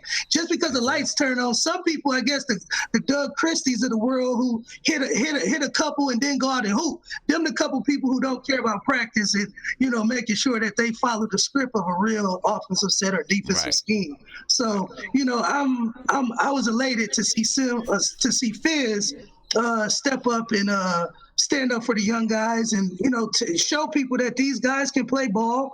They're here. They ain't going nowhere and they learning every day. So that's what I took from it. Okay. All right. Good. Let me go ahead and do this. So right now there's 46 unique comments, and we're gonna pick the winner right now. And the winner for the first set is Weasel the Misfit. Weasel the Misfit. If you are in the chat, then I need you to speak up if you're in the chat. All right. So we got Weasel, and I tell you that's a crazy name too. I don't know, what's up with that, but Weasel the Misfit. I got you in there, and this is what I'm gonna do for the first set of tickets. If I don't hear from Weasel the Misfit, then I'm going to go to the next person, and the next person is It's Me. All right, so that's the next person. If I don't hear from Weasel the Misfit, then if I don't hear from It's Me, which I think I will, I see It's Me around all the time. If I don't hear from It's Me, then the next person to be Sensational Vids. Okay. So that's for the first set of tickets. And now we're going on to the second set of tickets. So Weasel the Misfit, you are a winner of the first set of tickets. So what I need you to do is make a comment in the chat. If you don't make a comment in the chat, then, and I don't know, someone is gonna have to. Someone got the cops coming after them. Yeah, mute that. Thank you. So if you're not Weasel, make sure you speak up. It's Weasel the Misfit, It's Me, and then Sensational Vids. And now we're going to the second group. All right. Refresh this so we get a nice 47 unique. Somebody jumped in there. All right. First person is Payback Carter. The Payback. You got to make sure you speak up in the chat so I know how I can get to you. All right. Yo, man, the one evening, man, I was trying to have the windows open and just have a nice little fresh air, and then all of a sudden the popos come through. Yo, man. The next group. Hey, guys, you guys are still live. You guys are still live. Oh, sorry. The next person after Payback is Lee Sampson. And after Lee Sampson, get one more person after Lee Sampson is, wouldn't you know, is Isaiah. Get out of here. But he's third in the lineup. And Payback Carter already spoke up. So the second, sorry, Isaiah. I'll buy you some pudding pops, bro. I'll buy you some pudding pops. So there we go. So the winners are Weasel the Misfit and Payback Carter. I haven't seen Weasel the Misfit say anything or speak up. So if Weasel the Misfit doesn't speak up, the next person is It's Me. And then after It's Me, if It's Me doesn't speak up, then it's Sensational Vids. All right. So by the time I get to the end, I need you guys to speak up. Drop me your email address in the chat, or follow me on Twitter and send me a message. But if you drop your email address in the chat, then I can get the information to you and I can get it to you. All right. So we're gonna move on. We're gonna take this call right now. We got Tony Crow on the line. Tony Crow, what's popping, bro? What's going on, son? Shout out to the chat. Yo, Black is time. What we talk about? I'm a little behind on the YouTube channel. Right now, you know what? We just went over. We just announced the winners. Okay. We just announced the winners. I'm not too far behind. Right. We just announced the winners. Right now, we're getting ready to take some questions for the chat. All right. Okay. That's what's up. I got a question for the chat. But congratulations to the winners. Who won? Because I missed that. Payback Carter won, and Weasel the Misfit won. But Weasel the Misfit hasn't said anything in the chat. It's Me won behind Weasel the Misfit, hasn't said anything, and then Sensational Vids is in the chat, so I see Sensational Vids in there. No doubt. Congratulations. But my question to the chat is the question I was trying to get in on the round table. So I want to hear everybody's what they feel about playoff experience versus that first round draft pick, and what do you think is more important to our current roster? Okay. I'm gonna get to Ant. Ant, you heard the question?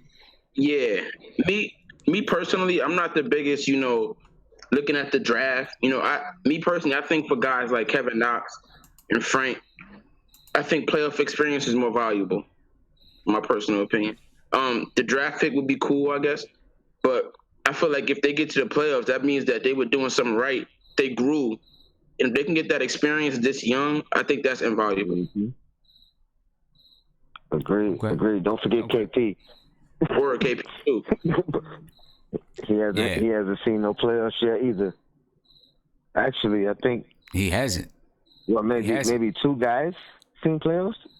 Courtney Lee, definitely, and and Cantor. And Cantor, right? Yep. Courtney Lee and Cantor. What about Lance Thomas? I think Lance did. I think. With whom? OKC? No, he got where he came from. Yeah, probably with OKC, because he played. Okay. Yes, as a matter of fact, he played 20 minutes a game for OKC when he was there. And I mean, they've been a playoff team, since KD got there. So yeah, Lance has probably seen the playoffs. Okay. Yeah. Well, that's about it. That's about it. That's about it. So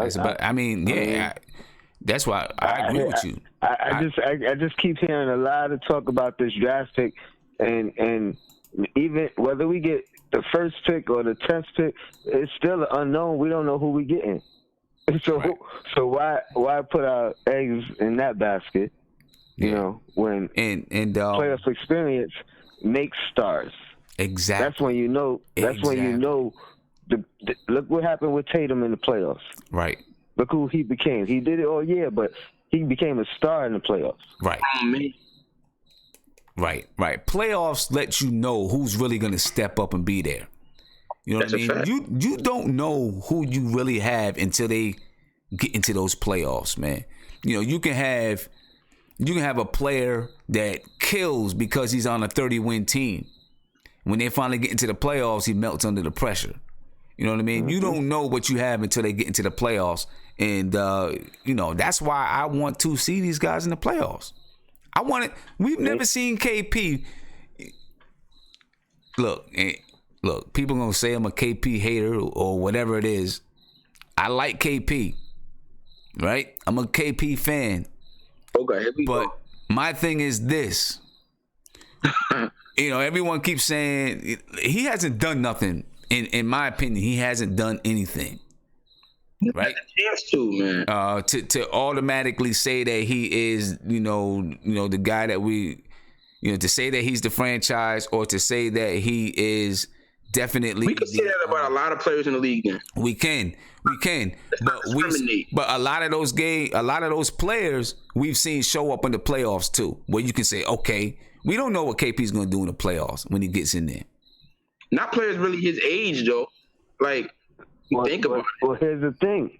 Like a guy, like we could be the AC and get knocked in the first round, but just the experience, he could have a bad playoff series. But guess what? Right. The quicker we get that first playoff series and get that out the way, now he knows what it's about. Now he knows what he has to do to improve. Now he knows what the atmosphere is. Like that's the thing that changes in the playoffs. The tempo. I feel like you're not automatically running up and down the court every time in the playoffs. Right. The game slows down a little bit. Yeah. It's a lot more pressure. Right. So, even if the playoffs do make or break players. Like, you can have a bad playoff series and end up that changing your whole career. But it could also, you could come back and become a better player from it. Right, but so, see, it all depends. But see, I don't look at a bad playoff. Okay, let's say KP, they was in the first round in the playoffs. You don't want us to play him, and you don't want us to pay him. And KP had a bad, he had a bad experience, right? He had bad playoff experience. He didn't play well that series.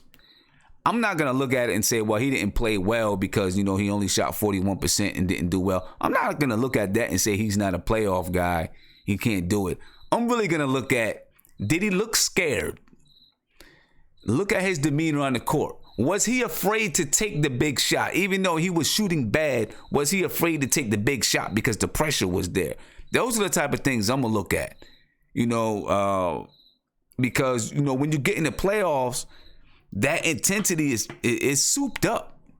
You know what I mean? And now that big shot is really, when you're in the 82 game season, he hit that shot against Charlotte that didn't count. The pressure is not as big there. The pressure is not as much. Right? And for one, I do not think KP is going to run away from it. I think KP is going to embrace it. I think he's going to want it. I think he's going to ask for the ball, demand for the ball. That's what I expect to see from KP. You know what I mean? He's built really for hit it. Maybe everything that he's done has shown he's built for the playoffs. Right. Like, I think he has New that York mentality. Media. But I still want to see it first, though. I still want to see it. I still want to see it in a game when, you're in a playoff game, you're down 2-1 in the playoffs. And if you go down 3-1 and go back to their place down 3-1, it's done. Is he gonna step up and say, "I want this shot"? That's what I want to see from him. Well, and we don't know it until we get to the playoffs. If we're looking at our roster, I would think KP is probably the least person I would be concerned with in a playoff atmosphere. Okay. Like I think he has it. He's never been there. But just looking at what we've seen and his track record, he has it. He had. Okay. But the thing Birch, is, I think has it. We got to get there to see it. You know what I'm saying? We got to get there to see it. So all these people that's, always we want this player, that player out the draft. I want to get to the playoffs and see what some of these guys made of. Absolutely. Because that player that's in the draft, we don't, that dude is. We don't know what that dude is right now, for real. You might see him out of high school doing this, doing that. I don't care about them. I want to see what these guys can do in some pressure situations, because that's what's really going to make your guys, man. I want to see what they can do in pressure situations. That's what I see from them. That's what I want to see from them. You know what I mean? So, yeah, I do want to be in the playoffs, or at least come down the stretch and be in tight games, that have playoff implications. So I'm with you 100%. And I know people are going to say, I wasn't hating on KP. I'm just saying I need to see, there's just things that I need to see, because we've been a team that we've been, and it's not his fault. We haven't gotten a chance to see what KP really can do in those type of situations, because we haven't been in them. I think somebody like Frank having a great playoff series, whether we win or lose, would do amazing things to his confidence. Yep. A guy like Moutier, the same thing. But guys, the three guys that I would think are built for the playoffs, without a question, KP, Trey Burke, and Mario Hezonja. I would just be ecstatic to watch those three guys in the playoffs. Like, their energy, their attitude, and their game, I think, is all built for the playoffs. Okay. But I like to hear a couple other people's responses, and I'm gonna hang up and listen on the YouTube. All right. But all right. Shout out to the chat. Your Black is time. All right. Keep doing your thing, son. Appreciate it. All right. Let's see. Let me see. Who we got up here? We're not gonna come. Let's go to Nate. And what's up, Sam? Viv, I'm gonna come to you, Viv, and see if there's any questions in the chat. Chat, if you have questions, please throw some questions in the chat. So we can talk about them, so we can answer them. Chat it up. Yeah, I want to try to get you guys involved a little bit more, so that we noticing what you guys are talking about there. So what's up, Nate? No, just kind of piggyback on what Tony Crow was saying. I mean, I've been saying for a long time, I really don't care if we get a top draft pick. I want to see this team win. This team needs to win. I mean, these young guys, if you lose a lot of games early on, it really affects the morale of who they are. because a lot of them won a lot when they were in college. So the thing is that this team needs to win. You know, we need to learn how to win. Yeah, we're going to lose games, but we're hoping to win games. And I think that's the one thing I took away from the media day is that a lot of these guys think that we can win a lot of games or we can be in the playoffs. And I like that mentality. I mean if it's going to happen, I don't know. Yeah, but I tell you what, if we make the playoffs, New York's going to be buzzing because the first-year coach taking the team to the playoffs, hey, it can happen. Yeah, it's not out of the realm. They always, the players always, they're gonna come in, they're gonna look around, and they're like, we got some pieces. They're gonna feel good. Yeah. Once you hit that floor, it's like Tyson, like Mike Tyson said, everybody has a plan until they get punched in the mouth. Once you get punched in the mouth, all those plans go out the window because you like, hold up, wait a minute, I didn't think he hit that hard. Right? So, you see what happens when you really get some bump out. Yeah, they got to be resilient. I think that's one thing Fizdale is going to really do a good job of is keeping their morale up and understand that, hey, we're going to lose some games, but, hey, we're also going to win some games that nobody thought we were going to win. So Yeah. All right. Let's see what Viv has to say about it, about, that playoff experience versus trying to get that first-round draft pick again. Viv, what's your take on it, bro? Actually, before I get to the take, I do have questions, if we want to talk about it after I mention.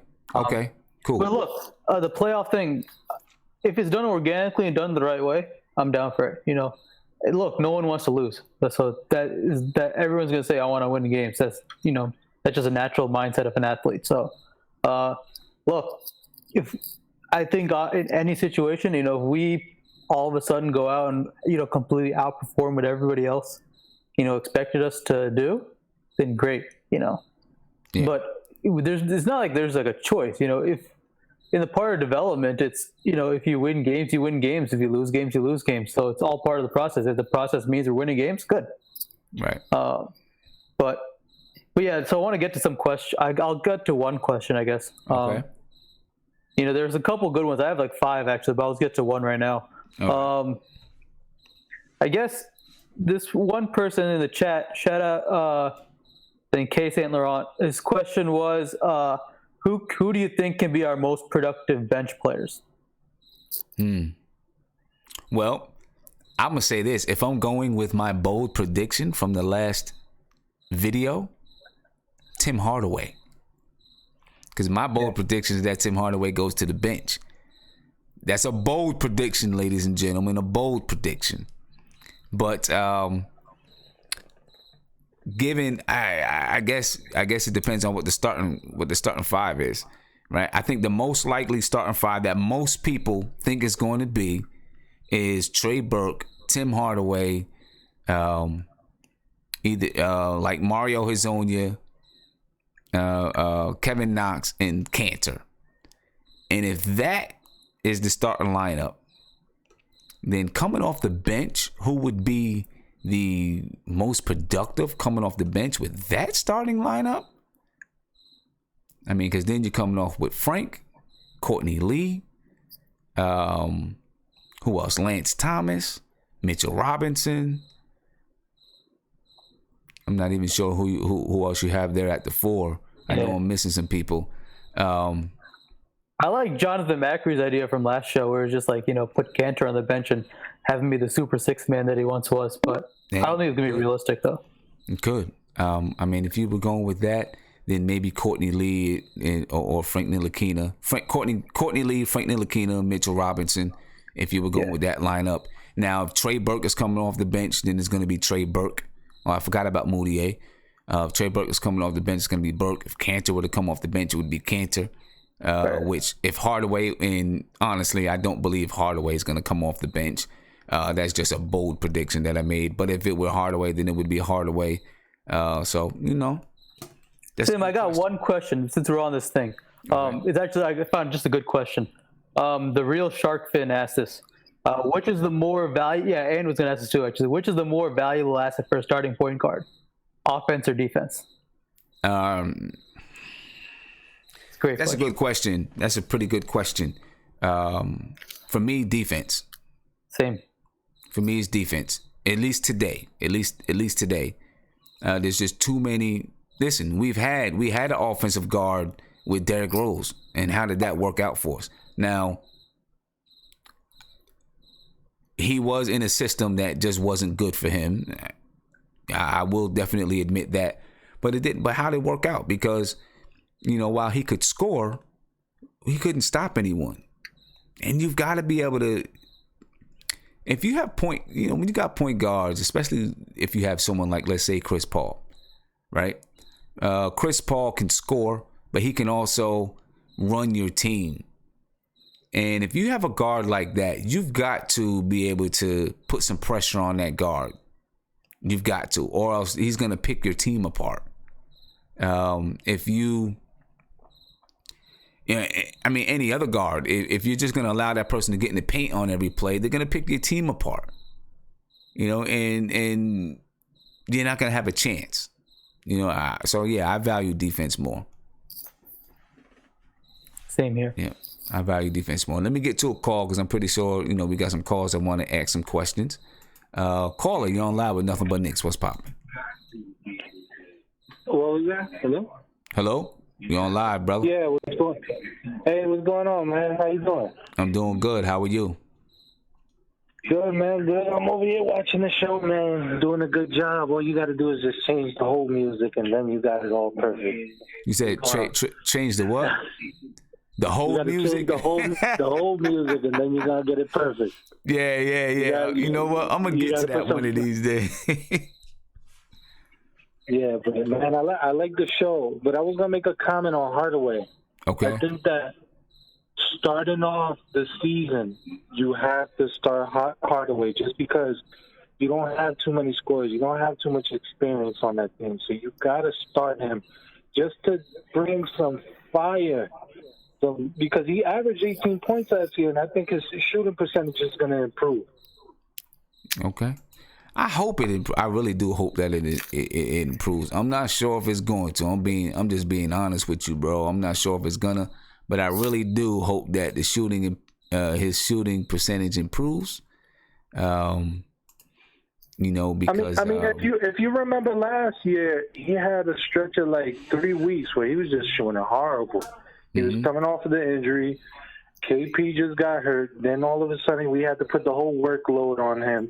And he was coming off an injury, and we were saying, hey, Timmy, you got to be the man now. You got to be the man that run the team. You got to basically score the most points. You got to shoot. I mean, it's tough. It's tough. Yeah. It is tough. I think this year he's more capable of coming out and actually really bringing it. I mean, now he's coming in with that mentality. All right, KP's not here. I mean, we got a rookie on the team. I really got to take charge. And I think you got to start him if you want to maintain some kind of consistency by the time KP come back. Because if we don't have at least a guy coming out there and being our number one guy, I mean, who could be our number one guy if he's not the number one guy scoring? I mean, think about it. We light. Yeah, I mean, you're right. I agree with you. But, we definitely need him to be consistent. You know what I mean? We need him to be consistent. Hopefully he can. If not, then I think it's, he'll probably be the leading scorer even if he's not consistent. Right. I mean, but if we want to do something. I mean, let's just say everything goes right? Let's say everything goes perfect. Mm-hmm. And he comes out, he averages in the low 20s, let's say 20 points a game, and boosts up the field goal percentage to like 45%, and then he boosts up his 3-point percentage. And then Ken is averaging a double-double and actually plays minutes down the stretch. How many minutes did he average last year in the fourth quarters? Like, how can you play a guy that you're paying him $18 million a year, and you playing him 3 minutes in the fourth quarter just because of defense? So if you're not willing to play him in crunch time, why play him at all? That's what I don't get. I didn't get Hornacek in that theory. I mean, I just don't understand that. All right. Well, this is what I'm gonna do, man. I'm gonna give you my response, but I'm gonna let you go because I know we got some other people that want to call in, and we're getting down to the end of the show. All right. I appreciate the call. Be easy, man. All right. Peace. Thank you, man. All right. With that thing on Cantor, I think it had to do with, Cantor can give you something, obviously. He can rebound the basketball. But when it came down crunch time, defensively, when teams threw some quicker, faster players out there on the perimeter and went a little bit smaller, Cantor couldn't guard those guys. So I think that was the whole thing with him really not playing in crunch time. Let me get to one more call, Viv, and then I'll see. I'm gonna open up Ant too, see if you guys have any more questions from the chat. Caller, you on live with Nothing But Knicks. What's popping? Send me. What's up, bro? What's going on with you, bro? Payback. Hello? Hello? Yeah. You're kind of low, man.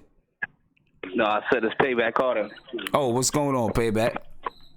What's up, with you, man? I want to say good looking on them tickets, bro. Yeah, man. Just all you gotta do is, I'll get your email and stuff. You can hit me on Twitter. I'll get your email so I can send them to you. I still haven't seen Weasel the Misfit. So just to make that announcement one more time, for the first, Payback Carter's already claimed the second set of tickets. For the first set of tickets, Weasel the Misfit, if you don't speak up, you lose out. It's Me is the next person. If you don't speak up, you lose out. And then it goes to Sensational Vids, and Sensational Vids is here. Right? So you guys got about 10 minutes to speak up. All right? Yeah, I'm calling. I appreciate that. Definitely gonna go. No problem, man. I'm gonna do some videos and shoot you some videos, some photos and all that. Okay. Got you. Definitely got you on that. All right. Appreciate it, man. Definitely. I'll be looking forward to it so we can post some stuff up. I got a question. My question was who you think our starting lineup could be the first game of the preseason? It was supposed to be free. First game of the preseason. First game of the preseason. You know what? I'm gonna tell you the truth, and I thought about this before, and the Prince is probably gonna be happy with what I'm gonna say right now. Ant's gonna get mad at me and probably give me, the donkey of the night. You know what I mean? But I'm thinking Moutier might get that first chance to start the first preseason game. Yeah, and see what he can do. I was thinking the same thing. Just the fact of the things that Fitz was saying about him. Yeah, I'm thinking he might get that. I was thinking about it before. I was looking at some of the videos and looking at some of the lineups out there. And I'm not saying he's going to start the season. Right. But he might. That first preseason game, he might get the start just to see. I was thinking Lance Thomas might start the first game of the preseason also. Yeah, he might. It out there. Yep. At power forward, he might throw it out there. Yep, because I actually think that, we look at the conventional lineups and the big names that's on it, well, semi-big names that's out there on the team, or the biggest names on the team, and say these guys are going to start. I don't think Fizdale is going to go with that. I think Fizdale is going to he's going to look at combinations and how players work well together and right. And give some guys a look. You know what I mean? Right. I think he's going to experiment in preseason. I think he's going to experiment, to actually see what he has. Like he's preaching the positions in basketball. He's going to see who fits.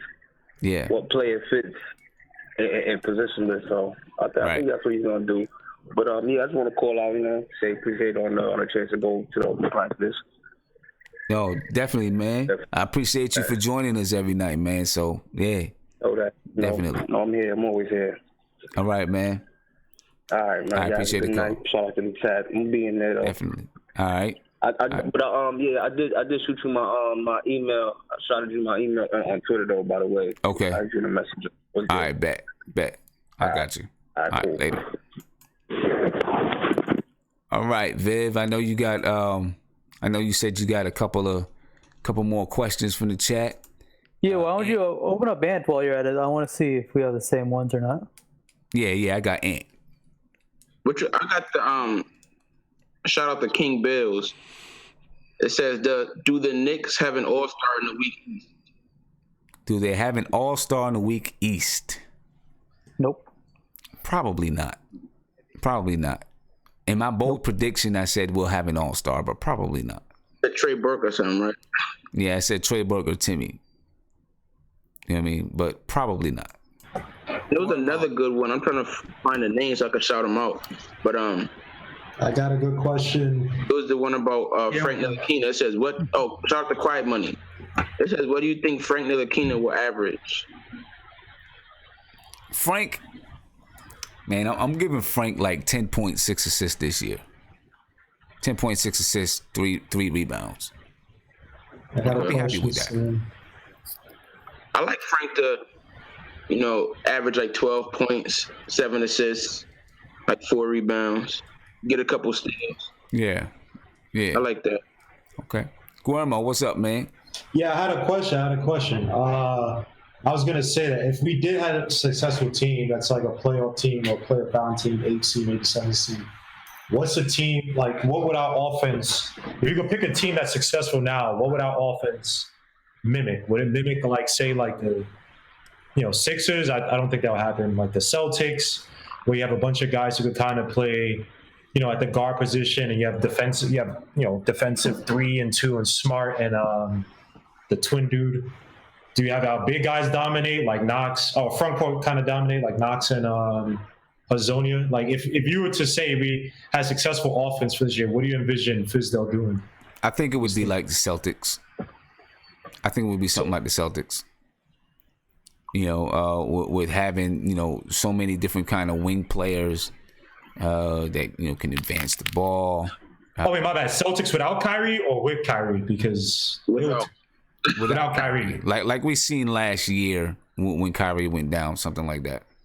Yeah, I could see something like that. So not much value from Frank then, because Frank is... I see Miami.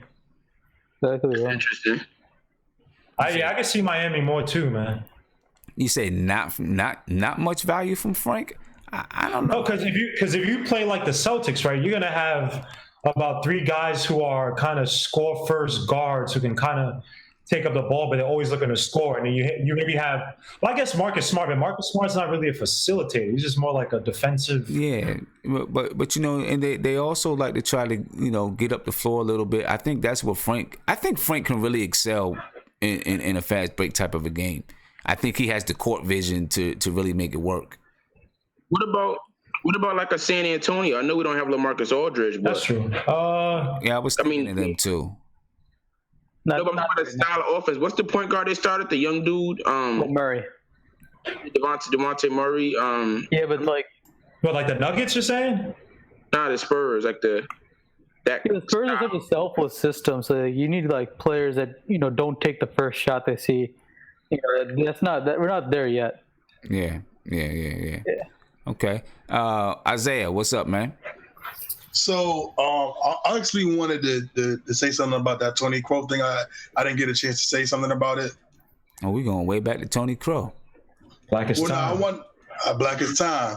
Nah, but unless anybody got a question from me. But my thing about the draft picks, man, I'm not gonna lie to you, Sim. I think I'm a little bit more towards the draft, and this is why. Okay. I do not. Cam Reddish. I do not want to be a Trailblazers. I don't want to be a Wizards. I don't want to be the Bucks. I don't want to be mediocre. And what I mean by that is they're stuck in no man's land where it's like, yes, they make the playoffs, but we all know they don't have enough talent. And by them, they don't always get to be in the lottery. That's because they can't attract free agents, though. I say one thing though, those places are awful places to go. I think our saving grace is that we have New York and free agents would want to come. But my thing though is, Grandma. My thing is that, all right, this is a real harsh reality. It's been a while since we had a free agent. We haven't been good with cap space. Long. Yeah, we haven't been good with cap space, and then. But we also haven't been winning. Like, if you put the Blazers in New York, do you think that players would want to come in? Absolutely. Oh yes, with Damian Lillard, yes. So, my thing is though, I just don't. My thing, Grandma, is that I don't want. Like I said, I want this. This shit to me. This year should be our last year. We go to the lottery. Okay, so let me ask you this. Let me ask you this, right? But Sam, I do. Don't get me wrong. No. I know what you're about to tell me. I'll let you go. Yeah. So, because I knew I was gonna ask, So when do you stop finally trying to get draft, a player out the draft, a high pick in the draft? Oh, this is to me the last year, because I do believe after this, because we all kind of know what position we're going to go for. Okay. We're most likely going to go with shooting guard. Right. So what happens? Yes, we are. Yes, we are. You need a shooting guard. You need a dynamic shooting guard. Hold up. What happens if you tank, right? You get your draft pick. That player is a bust. They don't work out. Now you go into the draft again? When does it stop? Because now you're now you're back in the same situation with the players that we already have. You then what? Yo, Sim, I understand that, Sim. I really do. I really do, and I do want to play. Don't get me wrong. I don't want to call myself a tankster wankster, like you always say. I don't believe I'm a tankster wankster. I don't believe I am, but at the end of the day, too, this is the reality, Sim. That you, at the end of the day, you only have two or three or four teams that are really legitimately have a shot, and then you have everybody else that's in no man land. Because one, I know that where their destination is, there's not good destination spots, but at the end of the day, too, they are stuck in no man's land because they're good to make the playoffs, but not too good to get talent. And right now, where we're at, we are an attractive space. But I'm telling you, I think if we get one more pick, and I do think there's a couple good people that on that 2019 draft class that are really good. But it's just about I don't want to for the next 5 to 10 years. I don't want to battle for the 6th, 7th, 8th seed. I don't want that. I'm trying to go 1 or 2. Do you think that a free agency signing could kind of push us over the hump? Yes, I do believe that. But at the end of the day, also like a KD. Look at this, Grimo. Look at this, Grimo. Look at this. Look at this. The Warriors. How can I say this? The Warriors. They didn't get lucky. They drafted really well. Look, but again, they drafted really well. Look at the Warriors. They drafted. But they were spot away well. But it took an Iguodala signing to get them over the hump. Yeah. Iguodala signing, Draymond Green as a second rounder, and the only 2 real big first rounders were Curry and Klay Thompson. Even Klay Thompson wasn't a surefire thing. He was just a guy like people were like, oh yeah, he's a good shooter. Let's see what he got. So I don't disagree with you. I understand what you mean, but the thing with Portland and a lot of these places like the Bucks and stuff is that the Wizards legitimately no one wants to live there. Like I understand what you're saying. Look, New York, we've been losing for so long. No disrespect to Washington, Sam. No disrespect. Right. No disrespect to Washington. But if the Knicks were a team that they were 8-7 seed, right, and they were making noise, and they took whatever team they played in 7 games, and there's a team that's on the uprise, like Kevin Knox surprised everybody, right? He's a guy that he might be the next thing. I think you might have a few free agents who are like a big time free agent, like KD might be like, hey, that might be the squad to go to. I got the winning pedigree. I'm a little bit more mature, and there's a foundation, and I want to live in New York. All right.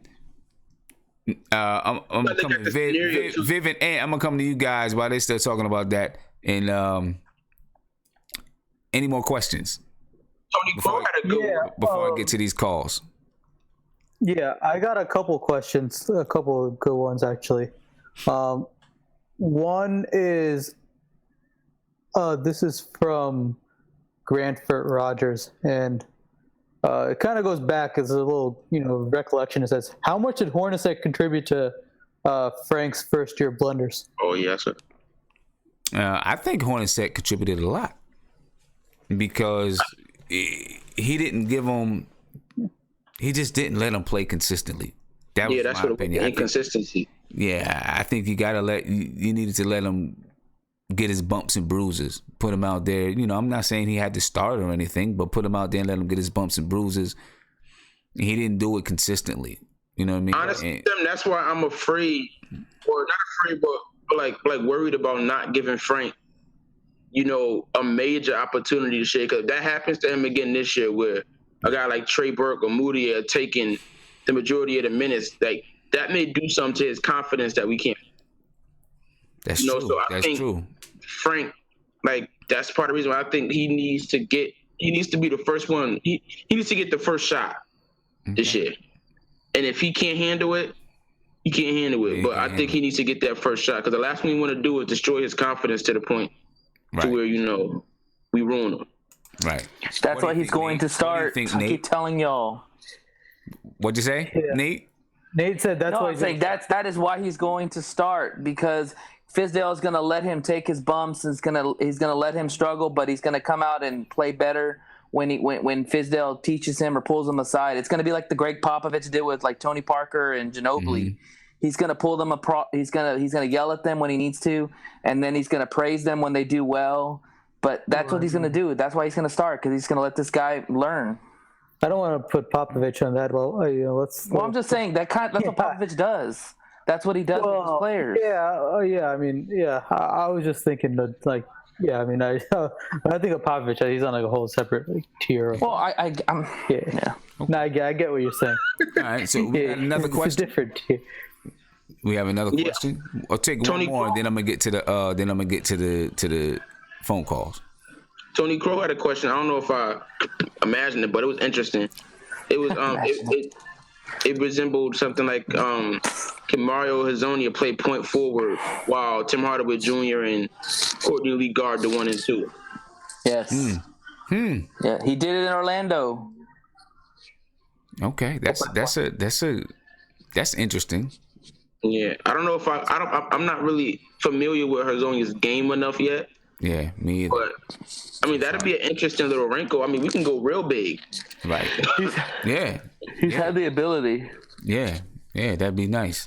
If you know, we can use that kind of a lineup. All right, so let me see what's on the call. Caller, you're on live with Nothing But Knicks. What's popping? What's going on, Sim? What's going on? First time caller from Tampa, Florida. I appreciate that. All right, I got a cousin that lives in Tampa. That's what's up. Yeah. A lot of Knicks fans out here, man. All right. Really? Question for the round table. Shout out to the chat first off. Question. I feel that we should feed the ball to Cantor early in the season, try to boost his trade value, and see if we can maybe trade him at the deadline for some young pieces, or instead of just losing him for nothing. What do you guys think about that? For whom though? I mean, who's gonna take him? We're gonna tank. I mean, I agree to the point that, you know, I think we want Cantor to play really well in the first half, because then come the trade deadline, you know, you're gonna get a contender or a team that thinks they have a chance to contend that are gonna. We're not gonna trade Cantor. So big man help.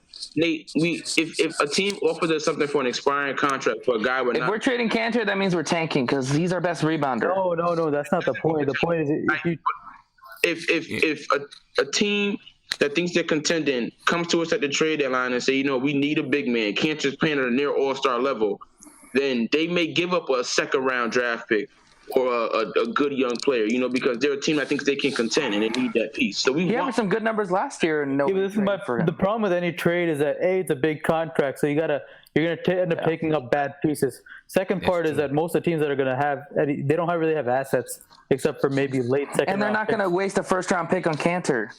If they think they can. Yeah, I mean, if there's a major injury, that may have maybe not a first-round pick, second-round pick maybe, but not a first-round. You don't know. Think about it. If it's say this is very hypothetical, but say Clint Capella gets injured, right? This is a super hypothetical, and the Rockets can't find another big man, and they come to us and they say, "Look, we'll give you a late first-round pick for Enes Kanter." That's very possible. That's why you wait to the trade deadline to move a guy. They don't have the cap space for that deal, that contract. It's a hypothetical. My point is, you want teams to be desperate. Okay. Feel me? So then going back to what the caller was asking is, do we feed the ball to Cantor early in the season, looking to, you know, make him look good? Or do we just... You feed the ball to No, you don't need to. You give him the ball in the normal sequence of the plays, but everyone knows his value. You don't have to have him score 20 points to know what his value is. He already has value as it is, so it's just... You don't have to force feed him. I mean, if you want to win, you're going to feed him the ball inside, because he can play inside. He's a good interior center. But within the flow of the offense, though. Within the flow. Right. Yeah, with the flow of the offense. All right, so let me get back to the caller. So, caller, I think, you know, you riled up something I there. appreciate the insight. Yeah, but I think basically, I think you give Cantor the ball. You do give Cantor the ball because he's a beast down low, but you do it within the flow of the offense. Number one, because you're trying to build some principles. Regardless if you trade him or not, I think you're trying to build some principles. And if you're gonna do that, regardless of what your plans are in the future, I think you've got to use those principles. And if he can play within those principles, that'll make him even more attractive to teams. Where teams will be able to see if you are, just trying to feed him. I think teams they'll see that really quick. I think you play within the flow of the offense, put him in positions to be successful. Like defensively, if he can't guard certain things, maybe you try to avoid that so that he doesn't look bad. Cantor's going to be able to score anyway, and teams around the league already know it. They know that he can rebound the ball. I think a lot of teams will look to see if they are interested in the Cantor, they're going to be looking to see can he defend. Right. And so I think it'd be important for Fizdale and everyone to put him in positions where he's successful defensively. Then I think you will boost his trade value. Yeah. Nah, for sure. I appreciate the answer. I just felt that way about him and Courtney. I know we're going to lose Cantor for sure at the end of the year. I don't think he's going to re-sign with us. I don't think we're going to throw him big money. So I just figured that we should try to get something out of that. Yeah. He's a big scoring center. There's a lot of teams that could use a scoring center in this league. So yeah, I hear you. Hey man, I don't take back money, man. I appreciate the call, and yes, sir. Yeah, I know it's starting to get cool up here. The weather is probably warm down there, so enjoy it. It's always warm down here, man. Yeah, enjoy it. All right, have a good one, bro. All right, fellas, have a good one. Peace. All right, we got any more questions? Any more questions, Viv? No, I think we got the good ones out. Okay. Yeah. All right. Good. Well, we kind of down to the end of the show. We've been on for 2 hours and 6 minutes. I don't know if you guys seen it all, but I haven't seen Weasel the Misfit or It's Me. I haven't seen either one of them. Yeah, either, man. I'll take them. Well, I think Sensational Vids, Sensational Vids was in there and spoke up. So it looks like they're going to go to Sensational Vids. And, Sensational Vids, call me. Yeah. Looks like it's going to go to Sensational Vids. So Sensational Vids, I'm calling it now. They haven't spoken up. The tickets are yours. Make sure you drop me your email address. You can do it. You can leave a comment on the video. You can leave it in here, but I need your email address so that I can send you the tickets. All right. But I need to see it from, I know who you are. I don't want to get anything fake from you, from anyone trying to fake like they're Sensational Vids. People do stuff like that. I'm gonna take one more call, and then I think I'm gonna call it a night, and we're gonna get ready to do these last words. Caller, you on live with Nothing But Knicks. What's popping? Hey, how you doing today? This is Donnie from New Jersey, and I'm just popping in and listening to everyone's comments about everything. I think that we had a draft comparable to when Isaiah Thomas was the general manager of David Lee, Trevor Ariza, and Nate Robinson. I just wanted to know your opinion about that type of draft and how we should hold on, or, maybe even if we're going to break up that trio. I love to keep Kevin Knox, and I love to keep Williams as well, but I really think that Trier is a steal in this draft. What's your opinion? What's my opinion on Trier, or just on in general, the whole concept of comparing the drafts from when Isaiah Thomas that came in, and it was kind of a sleep thing. Now, remember at that time, nobody was really talking about how good the draft was.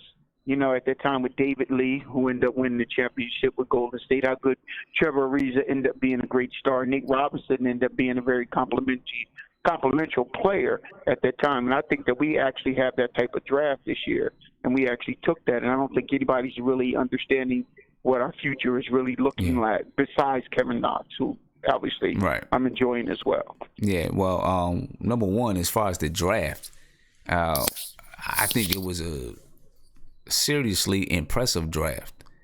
We had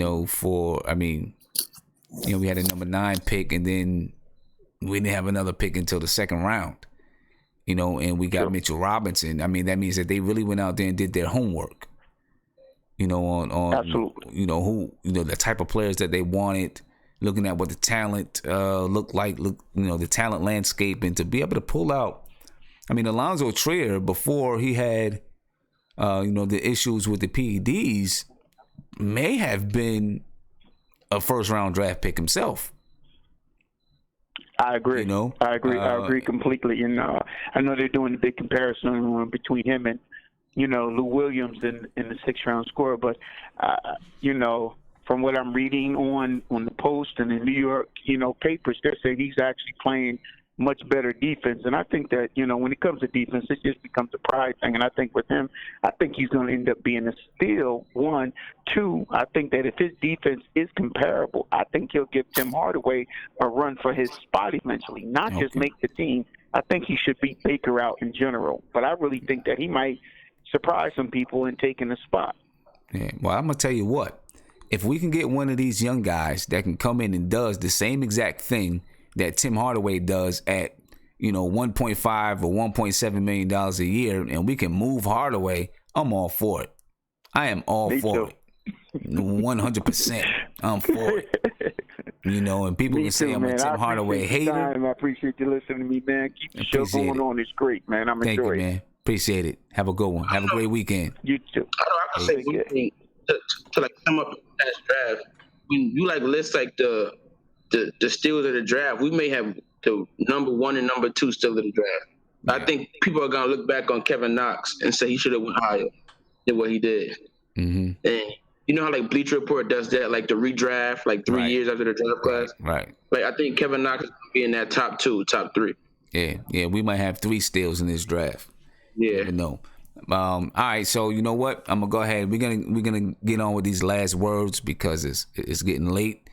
And, I want to get ahead and get my weekend started. You know what I mean? So, Ant, since you're up, I'm going to go ahead and come with you, man. What are your last words for the night? My last words, man, I'm excited for Monday. We were talking about practice. Practice is good. It's cool. But, we need to see what these guys do when the lights come on. So Monday, I'm real excited about Monday. I'm glad we don't have to talk about next summer no more, or Kevin Durant and Kyrie. I don't even want to hear their names. I'm ready to, look at the guys we got this year, watch these guys. Next summer, when next summer comes, it's just saying that worry about today and tomorrow, take care of yourself. So we're going to worry about today. We're going to look at the guys we got, and Monday should be fun. And shout out to the chat. All right. Definitely. Monday should be real fun. Sunday night, we're going to have a good job. We're going to have a fun time talking about Monday. You know what I'm saying? Talking about Monday, that's definitely going to be a good show. So, Ant, have a good weekend, man. And I look forward to talking to you Sunday night. I'll be here. All right. Peace. All right. Viv, I'm coming to you, Viv. Shout out to the chat. Had some good questions come through tonight. I'm looking forward to Saturday's open practice. It'll be a lot of fun. I haven't been to an open practice before, so I'm curious to see, how the entire course of a practice, really is. We see a lot of the video clips. Mm-hmm. Those are really the highlights of it. So I want to see how everything looks, in the big scheme of things, and how it'll flow into Monday. If anyone actually has any questions, feel free to, if anyone wants to wants to let me know, what they want to see in particular, feel free to hit me up in some sort of way. I'm on Twitter too. So hit me up in the chat if you want to, chat about that. Definitely. Or hit up Sim on Twitter and I'll just take a look at some of the responses. Definitely. But yeah, looking forward to Saturday. We'll recap it on Sunday's show. And looking forward to Monday's game. All right, man. Yeah, and you know what? I've never been to one of the open practices either. So, I thought maybe I was going to be able to get to it this year, and I knew I wasn't going to be able to get to it. I had the tickets. As soon as it came out, I got my tickets. I kind of knew I wasn't going to be able to get to it. I was hoping maybe I could. I just made a determination I couldn't. So, I'm giving them away. But hopefully next year I can get to it. Hopefully, man. But yeah, I mean, we just didn't have an advance notice, so that's all it was. So yeah, they don't give much advance notice for it. Yeah. All right, Viv, man, I'll talk to you soon, man. And have Sounds a great weekend. Enjoy that open practice. Sounds good. All right, peace. And sensational vids. Yes, I did get your email. I seen the email. I'm having a hard time removing. There you go. I did see your email, sensational vids. So I got you. Don't worry about it. And just so everyone knows, I have a YouTube group chat. I just put it in the chat. So if you guys, join this group chat and in the group chat, I'll give updates on, just updates if we have events or anything going on. I'll be giving some updates. So all you got to do is click on that link and you can join the group chat. And you guys can feel free to chat, post videos, whatever it is. We'll keep the conversation going. You know what I mean? Isaiah, it's on you, my brother. What's up? Oh, man, I'm so excited.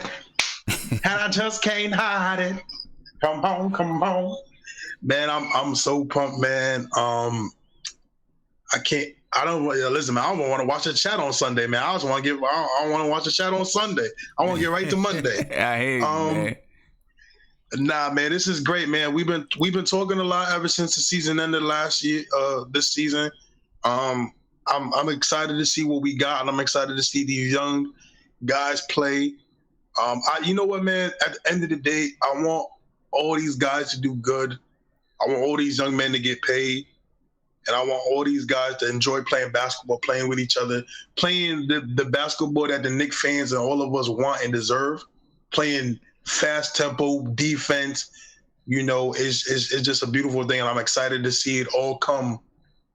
And I want also Knicks fans to know, be patient, because this not going to be built overnight. That's one thing that I want everybody to understand, that Knox isn't going to be a 25-point score off the bat. You know what I'm saying? Mitchell Robinson is not going to be our skinny Shaq, not yet. It's just about patience. Let's enjoy the process that we have these young guys doing things the right way, wanting to be here, wanting to play with each other. Let's enjoy that, and everything else is going to come together. OKC wasn't built in a day. Golden State Warriors sure as hell wasn't built in a day, because they were dysfunction. Now look at them now, and I think that's what the Knicks can be. And again, work hard, learn from the errors, and let's have fun. Let's enjoy it. Let's have a good season. All right. That's what's up. I'll talk to you on Sunday, man. I'm talk to you, son. We're going to be pumped up. We're going to be pumped Sunday. All right. Peace. Peace out. All right. And I see somebody, and, just to let people know, Esco can call in anytime. You know what I mean? We had that little thing back then, but Esco can call in at any time. So Esco, if you're listening, you can call in. I do want to talk to you though, but you can call in. Also, I seen someone just say, Tim Hardaway is listening to the show. You know what? I mean, if I seen Tim Hardaway, we can have a conversation. You know what I mean? Me and Tim can have a conversation. It's all good. I'll tell him the same thing that I say on the show. Tim, hold up. Let me do this. If Tim Hardaway is listening, the same thing that I'm saying on the show, Tim, we can have a conversation about it. You know what I mean? So, we can have a conversation about it on the show, Tim. That's my word. All right. And Nate. What's up, Nate? You got it, bro. Man? I want your last words, and then I want your bold prediction for the season. All right. Man, you talked about the practice, and I'm so glad you said that, man, because as a coach, practice means everything. You practice how you play, and all Fizdale's doing is he's telling people what he sees. So, you can take it good, you can take it bad, but at the end of the day, it all matters what the coach sees. If the coach sees good, he's going to play you. If he sees bad, he might not play as much. And so I applaud that. And the fact is that he came out and said, hey, Knox had a bad practice, but came back and rebound. Hey, I'm cool with that, man. That's the way it goes. Rome wasn't built in a day, and the Knicks aren't going to win a championship tomorrow. So, let's be patient. I know everybody's excited about this first game. I am too, but I'm going to tell you straight. I'm a little worried, man. It could look really bad this first game because it's a new scheme, new defensive schemes, new offensive schemes. We don't know what to expect. But I hope that people don't jump off the bandwagon after they see this first game. Okay. I mean, you're right. You're right. It could be a rough first game. You know what I'm saying? It could, man. Hey, be a rough first game. But, I'll give you a perfect example, man. I was hyped about the Lions, and they played the Jets, and it was like bad, really bad. So they got crushed. I mean, you can't take one game and say that's the gospel and say that's going to be the way it is. I mean, they're gonna struggle. There's no doubt. But you want to see progress. You want to see players get better. You want to see the coaching stick in. You want to see the adjustments made. That's where the real details come in. So. Right. All right. Nate. Bold prediction. Oh man. You know what? Frank Ntilikina is going to win Most Improved Player of the Year. That's not. I really feel like he's going to have a good year, and he's going to shut up a lot of people that are hating on him. You think that's bold? I mean, some people don't think he's going to be the starter. I don't think that's bold, man. Okay. Let me see. Let's go bold. Let's go big and bold. Bold. Okay. All right. Let me think. I gotta think for a sec here. Okay. The Knicks will have a top 4 seed in the playoffs. Okay, that's bold. I'll take that. That's bold. Yeah. All right. Yeah. That's bold. Hey man, I believe in Fizdale, dude. I know I might be drinking the Kool-Aid, but I like Fizdale. I think this guy develops players well. He's well spoken by LeBron and Dwayne Wade, 2 Hall of Famers. Mm-hmm. And he's got a young squad that's hungry and ready to go. Okay. And I mean, you never know, man. I mean, the East is really bad, and there's probably maybe 4 teams in the East that are legit. So Knicks could sneak in there. You never know. Yeah, I mean, look, Quiet Money just said that was really bold, Sim. Yeah, that was really bold. I should have. You know what? I think for Sunday night's stream, I'm gonna get that Kawhi Leonard laugh. Oh my God! Did you hear that Kawhi Leonard laugh? That was crazy. I don't know if that was his real laugh or if that was just so fake. That's his real laugh because then they showed different clips, just other clips of Kawhi Leonard. That laugh is something crazy, man. And, I don't think they'll ask him to speak again. That's probably the most you'll hear him speak all year. I was like, what is this? That laugh was crazy. As a matter of fact, I think I may have it. You should do that, man. You should definitely do that. That would be hilarious. Or every time somebody makes a boneheaded comment, you should just play that laugh in the back, right? Like a Nelson laugh. I mean, I was just like, what in the world is this? You know what? Here we go. This whole exchange, this entire exchange, for me, was just awkward. A lot of people up here don't know much about you. How would you describe yourself? It was almost forced. It was just awkward. To know about you. Yeah. You know what I mean? The entire exchange.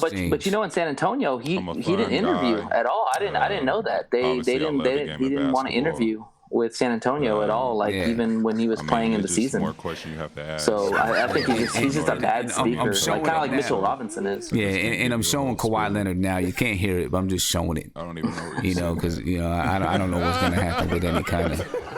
That laugh is insane, man. I've never heard a laugh that bad. And I laugh pretty weird, but that's like a girl fake laugh. Whenever you're trying to talk to her and she's like thinks you're interested in her, like she makes that fake laugh, like, oh man, I guess not. That was worse than some kind of fake laugh though. That was just crazy. But here you go. Listen to this. Just listen to the exchange. How would you describe yourself? Just listen. And what would you like people to know about you? I'm a fun guy. Obviously, I love the game of basketball. I mean, it's just more questions you have to ask in order for me to tell you about myself. I just can't give you a whole spiel. I don't even know where you're sitting at.